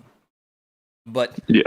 like, this seems like something that would happen out in these free ride areas. Is like there's people moving around. It feels like very lifelike. It feels natural. So traditionally, when we've seen multi-rider edits, it doesn't seem natural because people are really close together. They're trying to get them all in one shot. But I think you captured a really solid clip of here's your rider in focus, here's your subject, and then you have all this like natural lifelike stuff going on that aren't really in focus. Like these people aren't ever the subject, but it breathes life into this project and it makes it feel real. So this wasn't planned. This is just happenstance. This is a Bob Ross happy accident. Yep. I think so. Like when we were just riding around like that, it was usually like transitioning to like what are we gonna do next, or I was like grabbing a replay, and I think they were just like ripping this little jump, and it was like skills was like, dude, you have to go save that replay I just did. Oh yeah. Well, and that's the beauty of it, right? Is like you can find cool stuff with a map and like a team edit. I'll just put team edit or group ride with stuff like that naturally, and it just happens to look really good. And this is exactly what it is. All right. Okay, so then let's talk about this one. Was this organized? Because this looked a lot more organized and orchestrated. Yeah, that one was definitely planned out. Skills wanted to like kind of jump into the line there. Mm-hmm. That one took a few tries. I think it was more than like 3 or 4 tries. Right. What was the difficult part of that?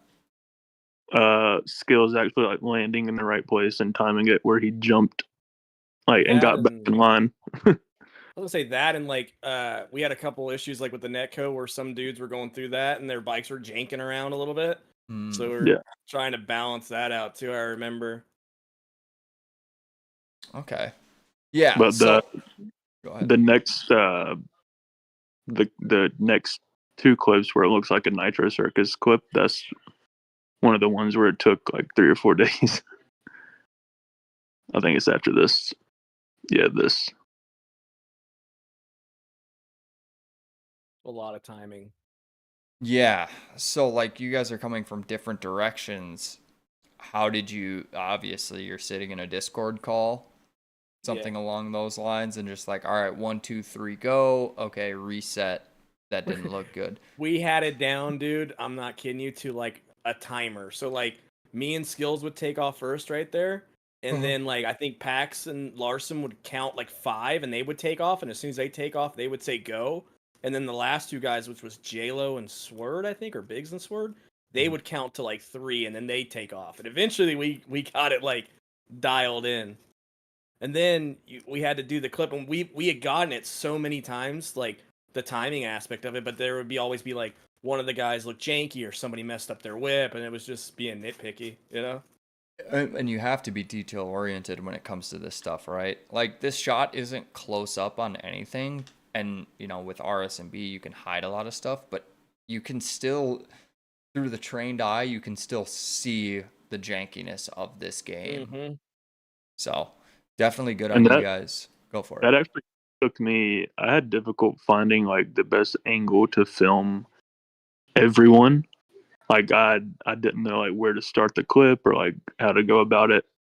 So we just kind of like cut it up in like 3 or 4 parts of like different angles, but making like Skills and Pelster like the main focus of the shot. I would say that was kind of like what you were following the whole time.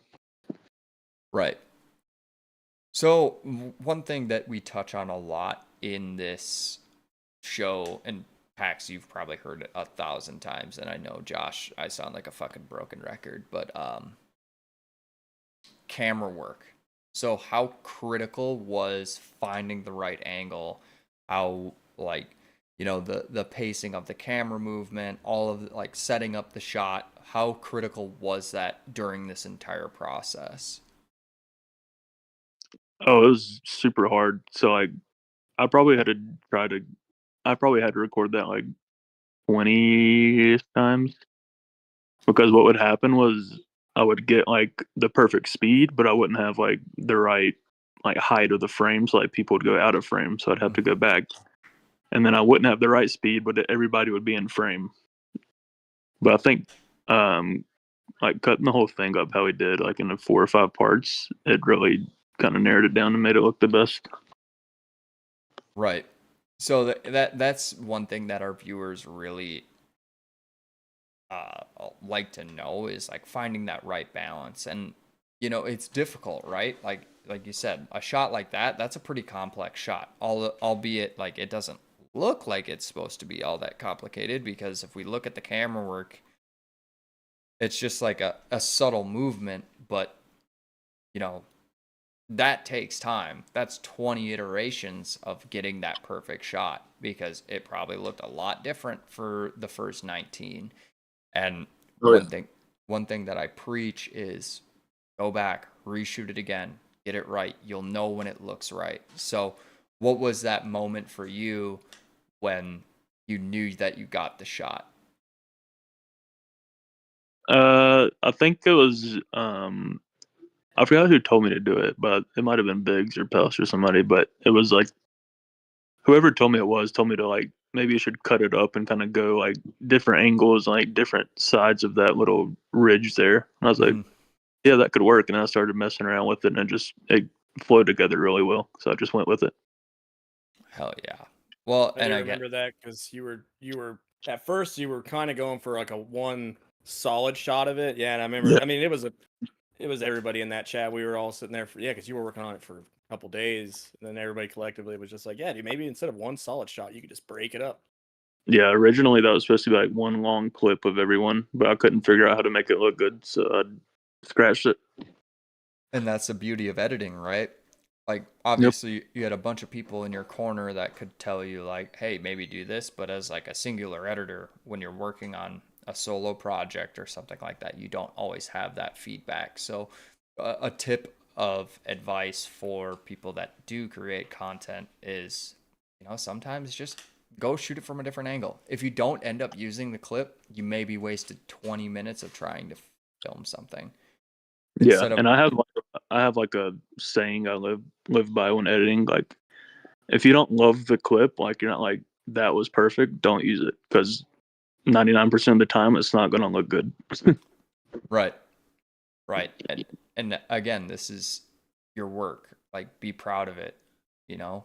Do Yeah, do what makes you feel like yes, this is worth it before you click publish or before you click export. And even after that, like I know it's a pain in the butt, but go watch your content before you put it out and oh see yeah. if you can find like little things. Um that brings up a great question. How many times did you watch this through after Oh, dude, export? there's no telling. Like, I would edit like a minute or a minute and a half, and I'd throw a screen share up, and we'd all watch it. Like, that was cool, but let's do this. So we'd go back, delete that footage out of the editor, redo the clips, get everything. It was like a trial and error.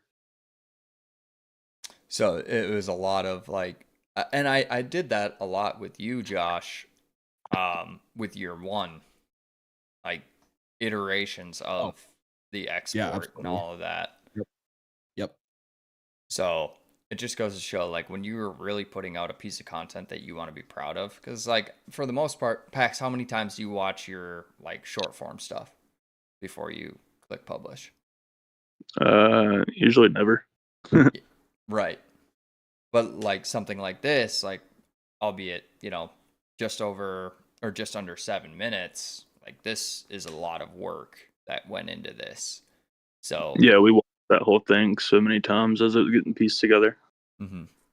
And to see the final product, you know, a lot of the people that were involved in the project were probably like, "Oh yeah, dude, I've seen this a bunch of times." Like they know what to look for. But what was the reaction like from all of you guys involved when you finally saw the final cut? Oh, it was so stress relieving because we just like we legit sat down and grinded this thing out. Like everybody put crazy hours in, Mhm. and we were even getting to the point where we were watching it so much. I was like, Biggs, like, is this even good? Because you watch something so much, you start to like think, is it even good? Mhm. And he's like, dude, you're just talking to yourself, like it's in your head, like it's good. I was like, all right. Yeah. And that's a big thing for editors, right? Like short form stuff, like you can kind of just bang through it because it's what 12 clips, but when you Yeah. get to something like this that has, some depth to it, it's very difficult to, not watch it a couple of times. And the more times that, would you say like the more times you watch it, the more like nitpicky you got with it? Oh, 100%. Even like getting off topic here, but like when I was making the movie, Mhm. by the time I got to the end of that, I hated every part of that. Like I thought everything was terrible because I've watched it so many times when I was making it. Right. But But yeah, is there something when it comes to content creation for you, is that something that you've dealt with, and like I use the term like letting go, right? Like if it's done, it's done. Was that uh, something that you had to deal with? yeah, not necessarily anymore because I've kind of gotten so like my eyes skilled for what looks good now Hmm. that I don't really need to go back and watch it unless it's like a big project like this. But I went down the loophole of doing that with reshade. Actually, I would critique my reshade like every day and say it was awful, and I would just like go back and change it. And I went down a super bad loophole. I even like messaged Pelster. This was like way back in the day. I was like, "How do I get this reshade to look good?" Right. Well, and that's, one of those things, right? Like as creators, especially high level creators, we are our harshest critics. Yeah. Josh, you and I talked about this, and I think the last episode where you talked about a shot that you loved, and I was like, oh no, I hate that. It doesn't look good. Yeah. Yep. So, like, for the viewers aspect, you know, you don't see this stuff, right? Like, I mean, you see the blatant stuff, but when you look at a project like this, Josh, what is something that would you be able to like sit here and be like, oh, his reshade's off? Oh, no, not at all. No, especially with this quality.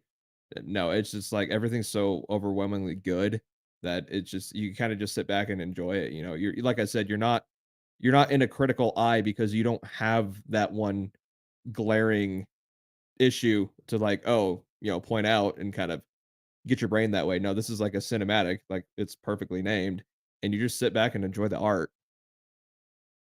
And that's the one thing as creators that we have to understand. Like, we compete with ourselves every single time. Maybe not all of us, but like high level creators like yourselves, like we understand what looks good, and we're always trying to push that boundary of like what could look better.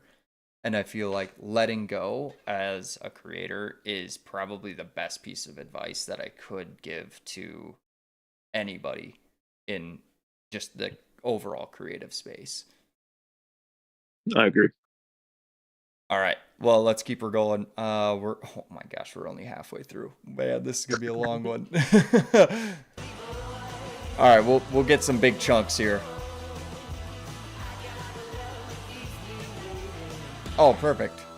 Fade to Black. I did want to talk about this.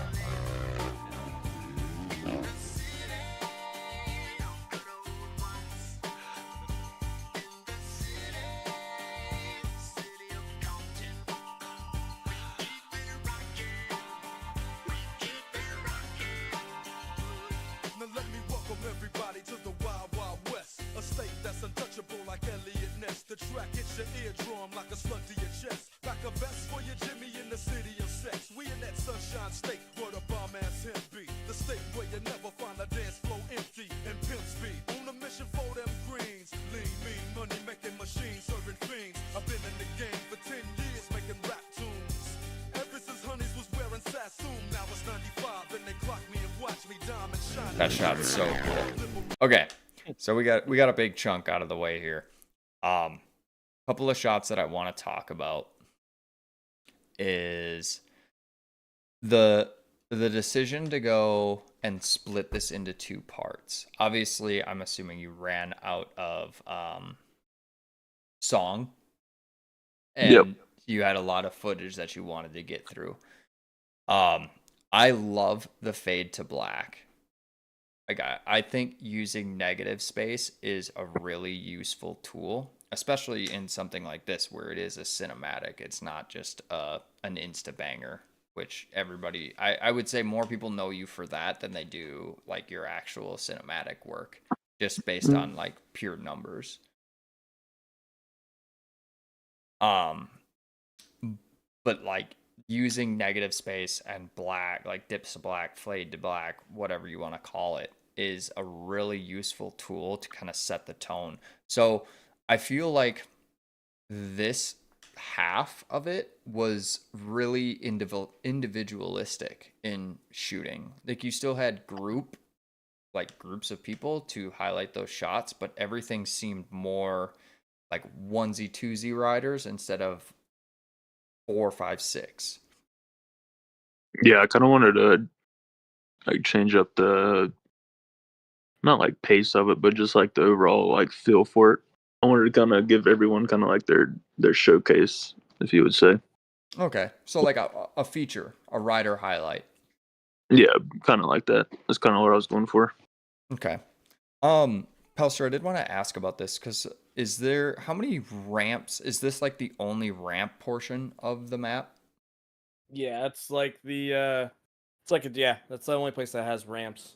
Originally, because there's a house, and when you're looking at this shot, to the left there's a house up on the hill, and this was meant to be like kind of a makeshift like horse arena turned into a little free ride or FMX little area kind of thing, you know. And what inspired that? It's funny you say that. I go to a gun range down in LA, but anyway, if you've ever heard of, I think it's called Cheney Ranch. They do a lot of filming there and stuff for like Cole Seeley and stuff, but that place is right next to where I go shoot guns at, and I used to drive by it all the time, and I always liked how like you would look into this hillside, and it's just a picket fence, like dirt bike compound in the middle of this valley, kind of like how it is right there. And that was kind of the inspiration for that in a way. Yeah, when you mentioned the Cheney Ranch and shooting guns, I was like kind of fearful for your safety, man. You gotta watch out. Yeah, no, it's funny. Like, just going there for years. One day I looked over to my right and I just saw FMX ramp sitting there, and I'm like, I recognize that spot a lot. You know, it's just a coincidence. Right. But yeah. So it is really cool that like, you know, this got put into here because like this just kind of, again, like everything on this map looks very just natural. Like the whole project, everything put together, it seems very real. And I have one other thing to add to that. Okay. I know what you're going gonna to say. PAX already knows, bro. If you've ever played my playground map, dude, where you spawn at, there's a ramp right there, right? And I cannot tell you how many people I'd see play that map, and they would spawn in, and they would just sit there and hit that ramp all day long. And like they would very rarely explore out. And I made it a point when I made this. I'm like, dude, I'm putting the ramps as far away from the spawn as I can to force people to like ride the map, you know? Right. And it just worked out. But yeah, that was one of the big, you know what I'm saying, inputs to where I put it at was because of that, you know? That's really funny, actually. Yeah, dude, it's a thing.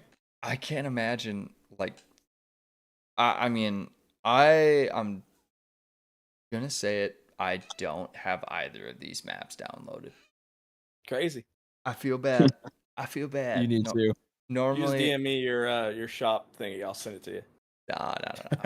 Just give me the full render file off a shop, and then so I can have some like Easter eggs. But I want the big bitch that makes my 2060 sound like a fucking CR 150 just getting cranked to the moon. I mean, honestly, you should be chilling because like one of the guys, John, who's riding in this video, he was running, I think he still runs a 1660 Ti, and he runs it full everything at 1080, so it's optimized pretty good.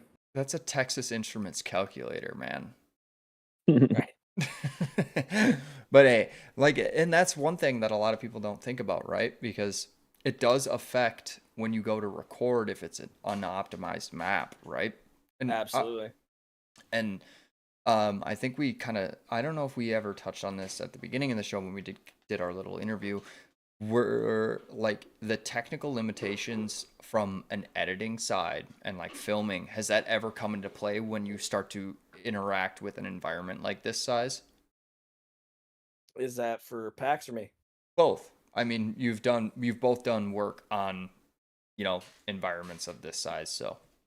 Yeah, I mean, like I said, whenever, because I mean, I do the video edit stuff, and when I was making this, a lot of the stuff I made, and every time I was making something, like, sure, these landings don't look supernatural, but like if you go to any of the other jumps, the lips, they're not all like symmetrical. They're a little bit distorted like they would be in real life.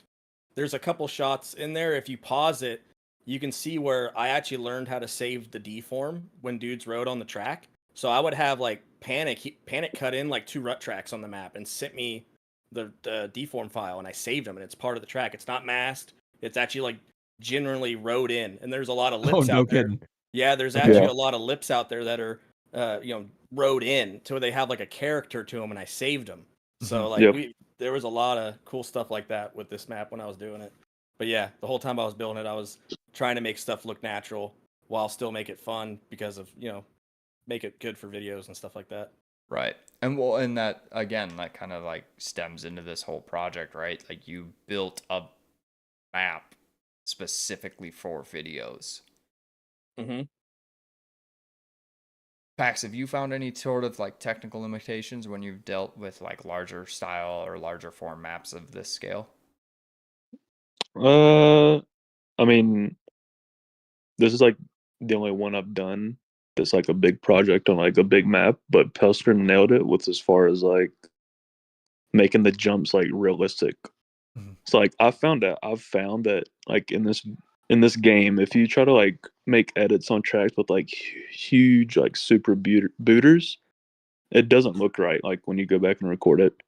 But the more like small techie stuff that you kind of just like blip over makes like making videos so much better. Yeah, and I feel like there's a fine line, right? Because you can make this game look good with those, video game style tracks, right? But in my opinion, the more realistic stuff. So like I love, and I know you're a huge proponent. I think we all are a huge proponent of the JV test tracks. Like Oh yeah. go ride one of those on a 450 and tell me what gear you spend most of the time in. Exactly. Yep. You're That's how right, yeah. this map is too. A lot of the stuff is literally in second gear. Right. Yep. I'm a two. But Oh, go ahead. oh, go Sorry. ahead. I was gonna say one technical, like we were talking about limitation, was I was saying earlier about the flickering of the Mhm. textures, just because of the draw distance limitation of the game.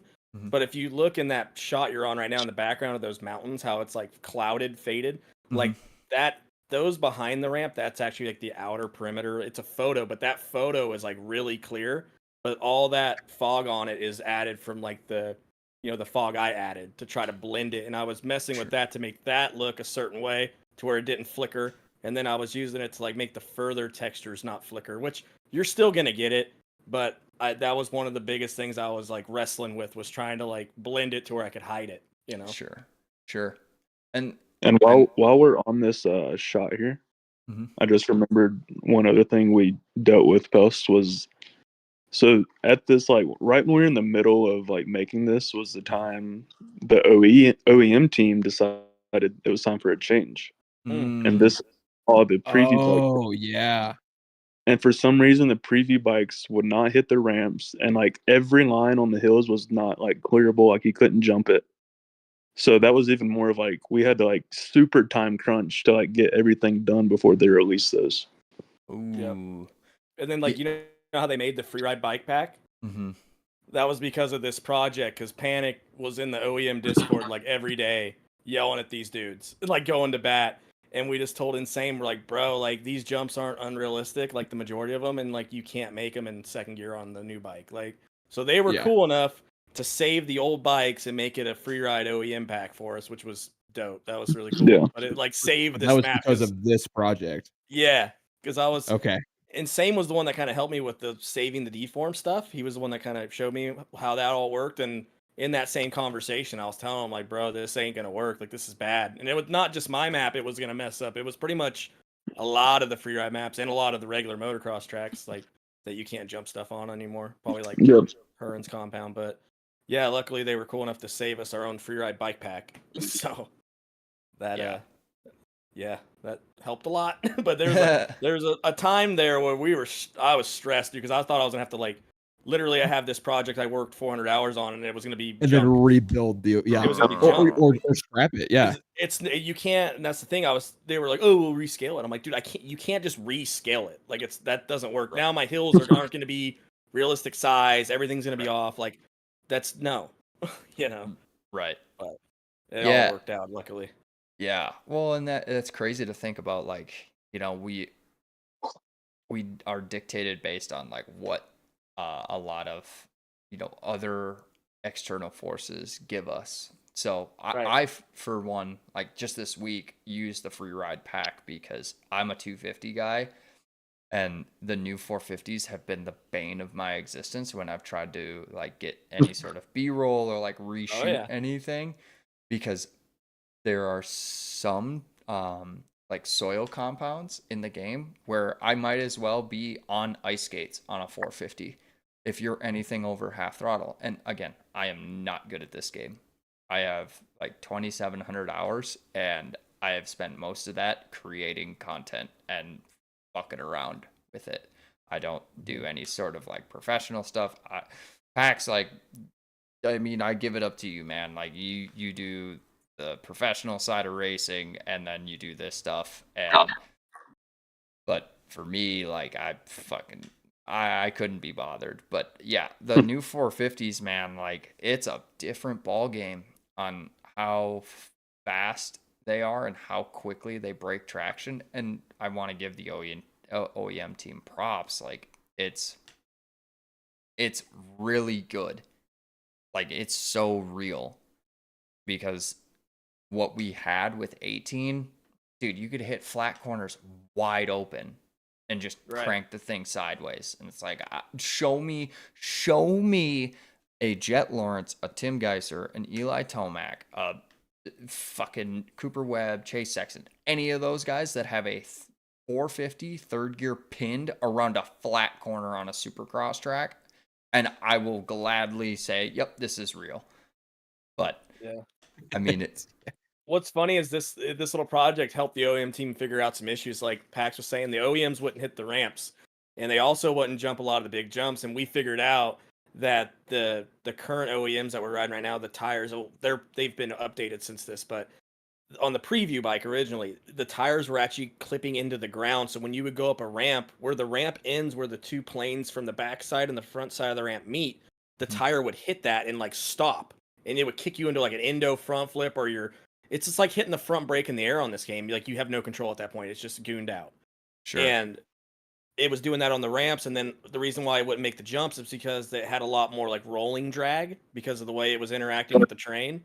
And, you know, they were already so far along with doing it for the track, which it worked for the track. So that's why they just decided, hey, we'll just give you the old bikes back and we'll name it this. And everybody's happy. And I'm like, cool.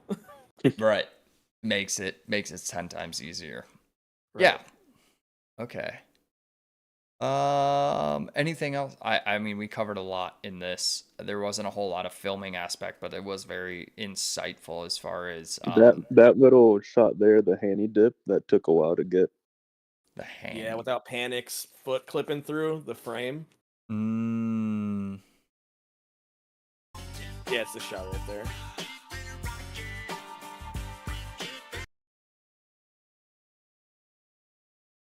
Those handy dips are very hard to do in this game to make them look realistic and not have the feet go through the frame. Oh, like here? Yeah, it was trying to right there, but it took Panic a few tries to get the body positioning right to where it wouldn't do it. Yeah, dude, handy dips are tough, man. It's so difficult. All timing. And on that jump was like 4th or 5th gear. So the bike, this game it's funny, it's realistic in the fact that when you hit a jump that big, the front end will start lifting up. Like as you're going down the backside landing, just from the wind speed, it'll like lift the front end up. So he was like battling that with doing that. So it was I have a really stupid question. yeah. Are you guys writing in third person when so you can like kind of see what your writer's doing, or Yeah. is it more comfy to? Yes. Okay, Third I person. think we're all in third person, but Larson was at first, I think. And I know Pepe is first person for everything. Well, I race in first person, but like Same. for free ride, I do third. Same. Yeah. So it's not weird junk. No. it's a little weird. I say that, but I started the game in third person, and then once I switched to first, I can't go back. So Yeah. I came from sim, so like everything was third person for me, and first is I just get like motion sickness from it. sure. But yeah. No, like but for like that's a huge point, right? Is I feel like a lot of people when they send in replays that are first person, it's really difficult to film because they have no idea what their body positioning is doing. Exactly. Yep. And it's really difficult because 90% of the time when somebody sends me a replay, I'm like looking at it, unless they're really, really skilled, I usually just take their kit, put it on, and go ride because it will look 10 times better if I just go and do it.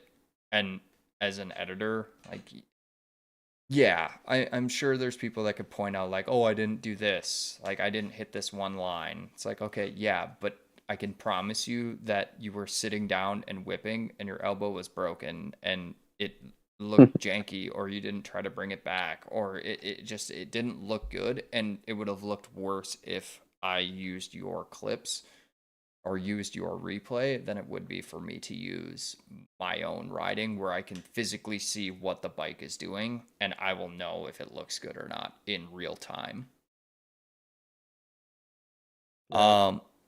Okay. All right. Well, let's continue on.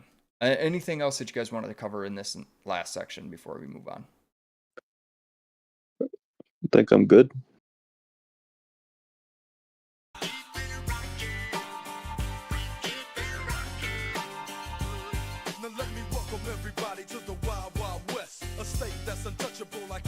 Ooh, I did want to cover this shot. This was in that last part.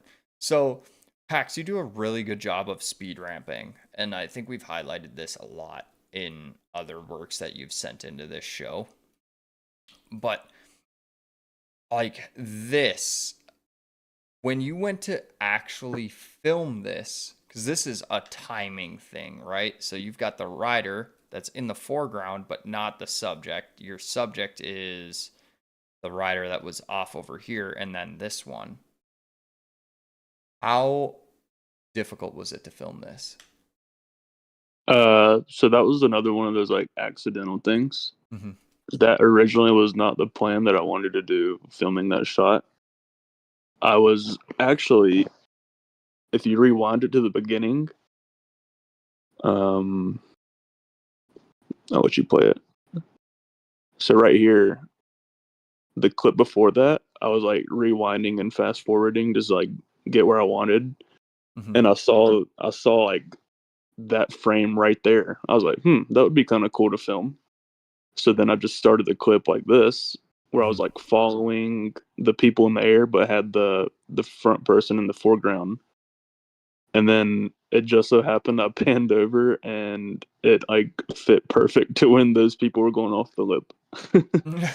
Another happy accident. And was that a majority of like going to film this stuff? Because I'd have to assume like when you were doing all of the replays and like there was stuff that was planned out, and then there was stuff where you're like, all right, let me just see what this looks like, and then you kind of just happened across it. What would you say like the percentage wise was like happy accidents versus pre-planned shots for this project? Probably like 80% was planned.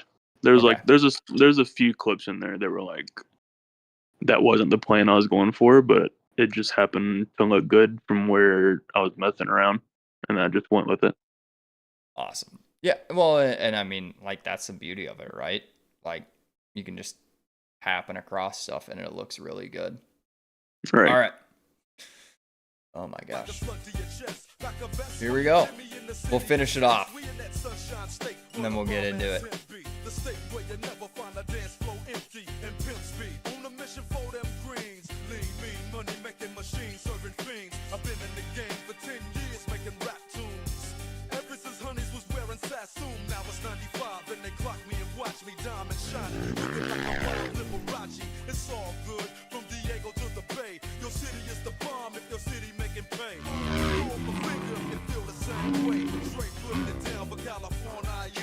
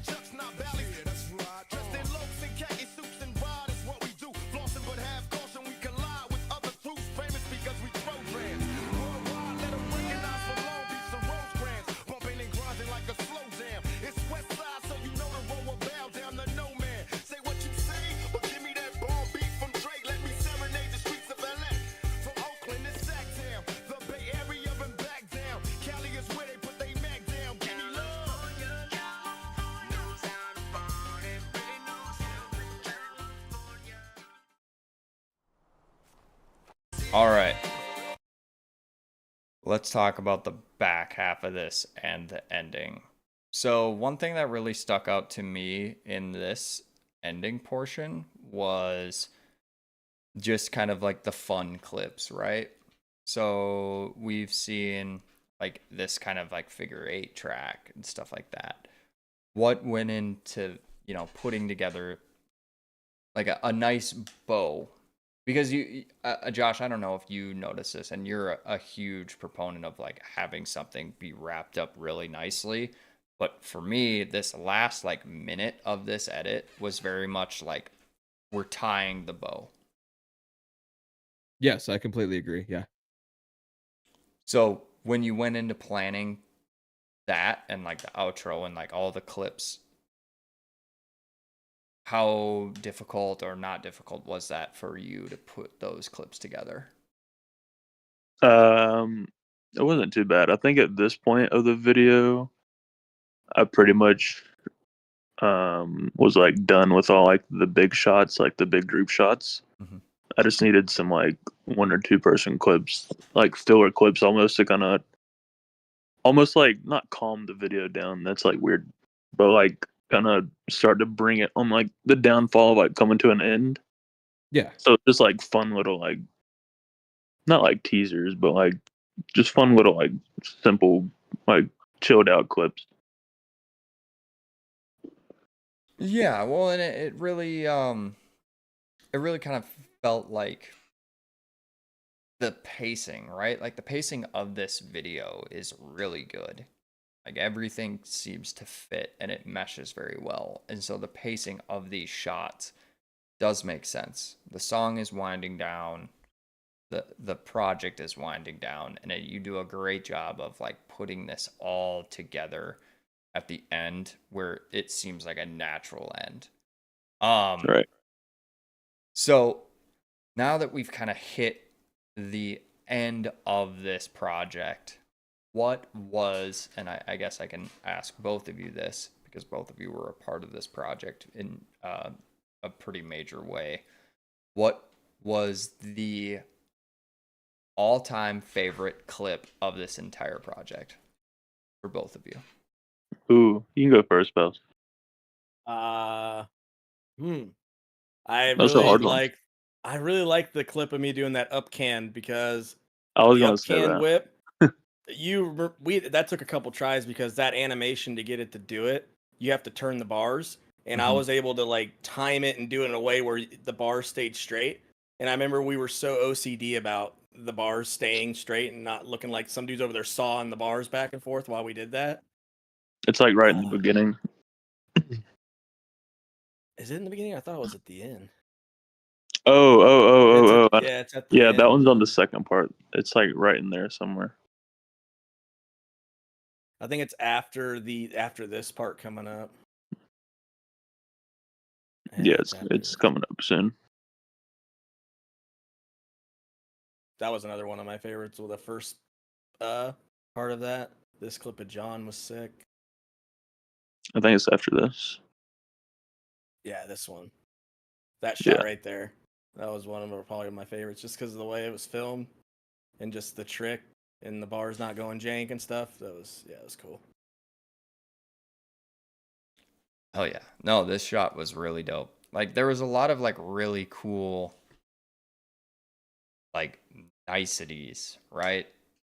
Like it's like this is a super hard shot to not only stage. Like you have 5 people in here, and then how many iterations did it take to do that? Would you say? Probably like I don't know. It probably took me like 6 tries to get it to where it looked right, because like I'm like super OCD on making the guy look realistic when he rides. So like I was like, man, I don't want the front end too high. I don't want it too low. I wanted to look like if somebody did that trick, that's how it would look, straight bars and all that. But I think like 6 or 7 tries probably. Okay. All right, Pax, what about you? What's your favorite clip? Mine would be the one at the beginning of Pelster and Biggs. Right. Oh, the old knack whip. It's right after that. That's a sick shot too. Yeah, I did like this that one right here. This is probably my favorite one.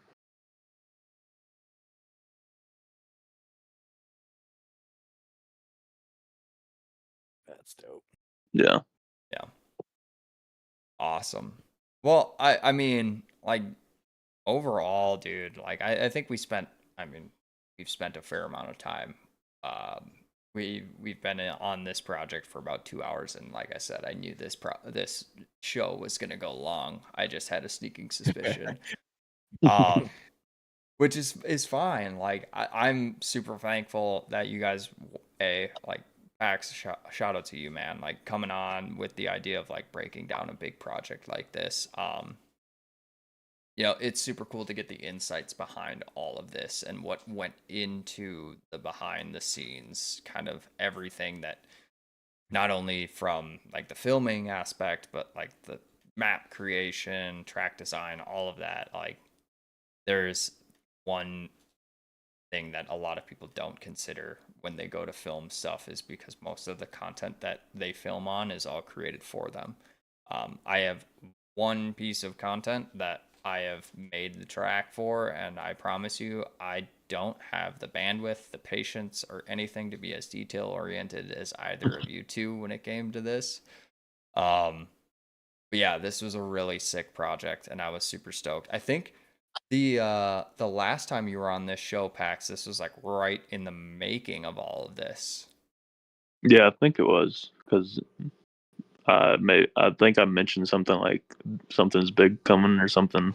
Yeah, like towards the tail end of it. This was like right before this came out. But yeah, no, like a super well put together project, man. Like this is, it definitely shows like this was kind of the start of you utilizing a lot of like the editing techniques that you do now. Really high level style of shooting with not only reshade but everything. Like this was kind of the first time that I saw it, and I was like, oh wow, like this is different from what I've seen from something that you would normally do. And now it all kind of stems into what you're doing now with like your Insta Banger content. But yeah, like really solid piece of work. I'm glad that we actually got to sit here and talk for almost 3 hours now. This was really cool, man. Super well done. Thank you. Yeah, it was a sick project to be a part of. Shout out Post. Like I said in the beginning, if I don't know if this would even be a thing if Post wasn't making this map. Yeah, Yeah. no, for sure. Yeah, kudos to you guys too, because like I said, I can only build so many jumps before like I don't like building the same repetitive stuff out there, and there were so many times I leaned on these dudes, and I was like, bro, just go out and just find stuff for me to build. Like, 'cause I want to make organic stuff. I don't want to just copy paste, because there's a lot of that. I wanted all the jumps to feel different and stuff, and these guys on especially PAX, Larson, Skills, all these guys on top of working on the video and stuff, they were out there like dedicating hours just like helping me find jumps or like ideas for stuff, or sending me videos on Instagram of like clips of Axel or somebody out in Beaumont and like replicating that, yada yada. So that's the main reason I build tracks and play this game was for like projects like that. Like we did it with Biggs with the other stuff, but like whenever this was going on, I'm like, yeah, this is like the reason why I build stuff is for stuff like this. It's just my version of fun. Yeah. Right. Well, and it was super cool to see, like, and just kind of like to pierce the veil a little bit and see how much work went into this. Because for me, I'm like, oh, the Hills got released, and then there was an edit out almost immediately afterwards, and it really did a great job showcasing it. But to like hear like this was an iterative process across the board. Yeah, it was perfect timing for Post to release it because it was kind of like almost a promo of the map. Mm-hmm. And like halfway through, Post was like, "I think I'm gonna try and like get a version of this to release by the time we get this out." So it tied in like really well together.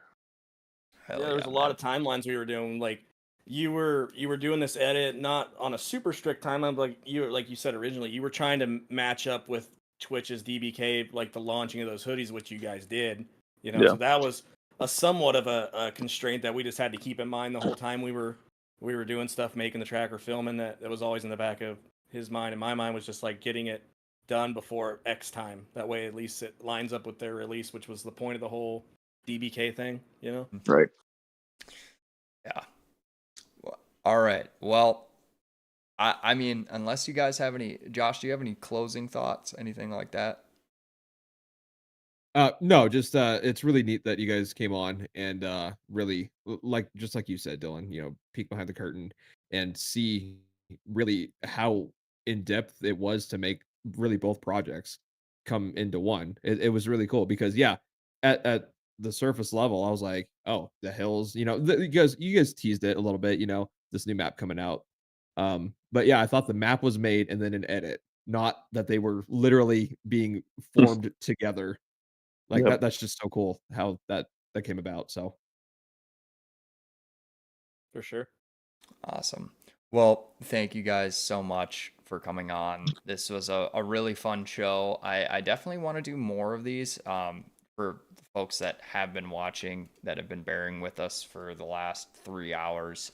We do really appreciate your viewership. This is kind of a new format that we're trying out. So thanks, Pax and Pelster, for coming on and being the guinea pigs for kind of the thank you. behind the lens episodes. We're gonna do more of these. So editors that are out there that are high quality, you do some longer form stuff.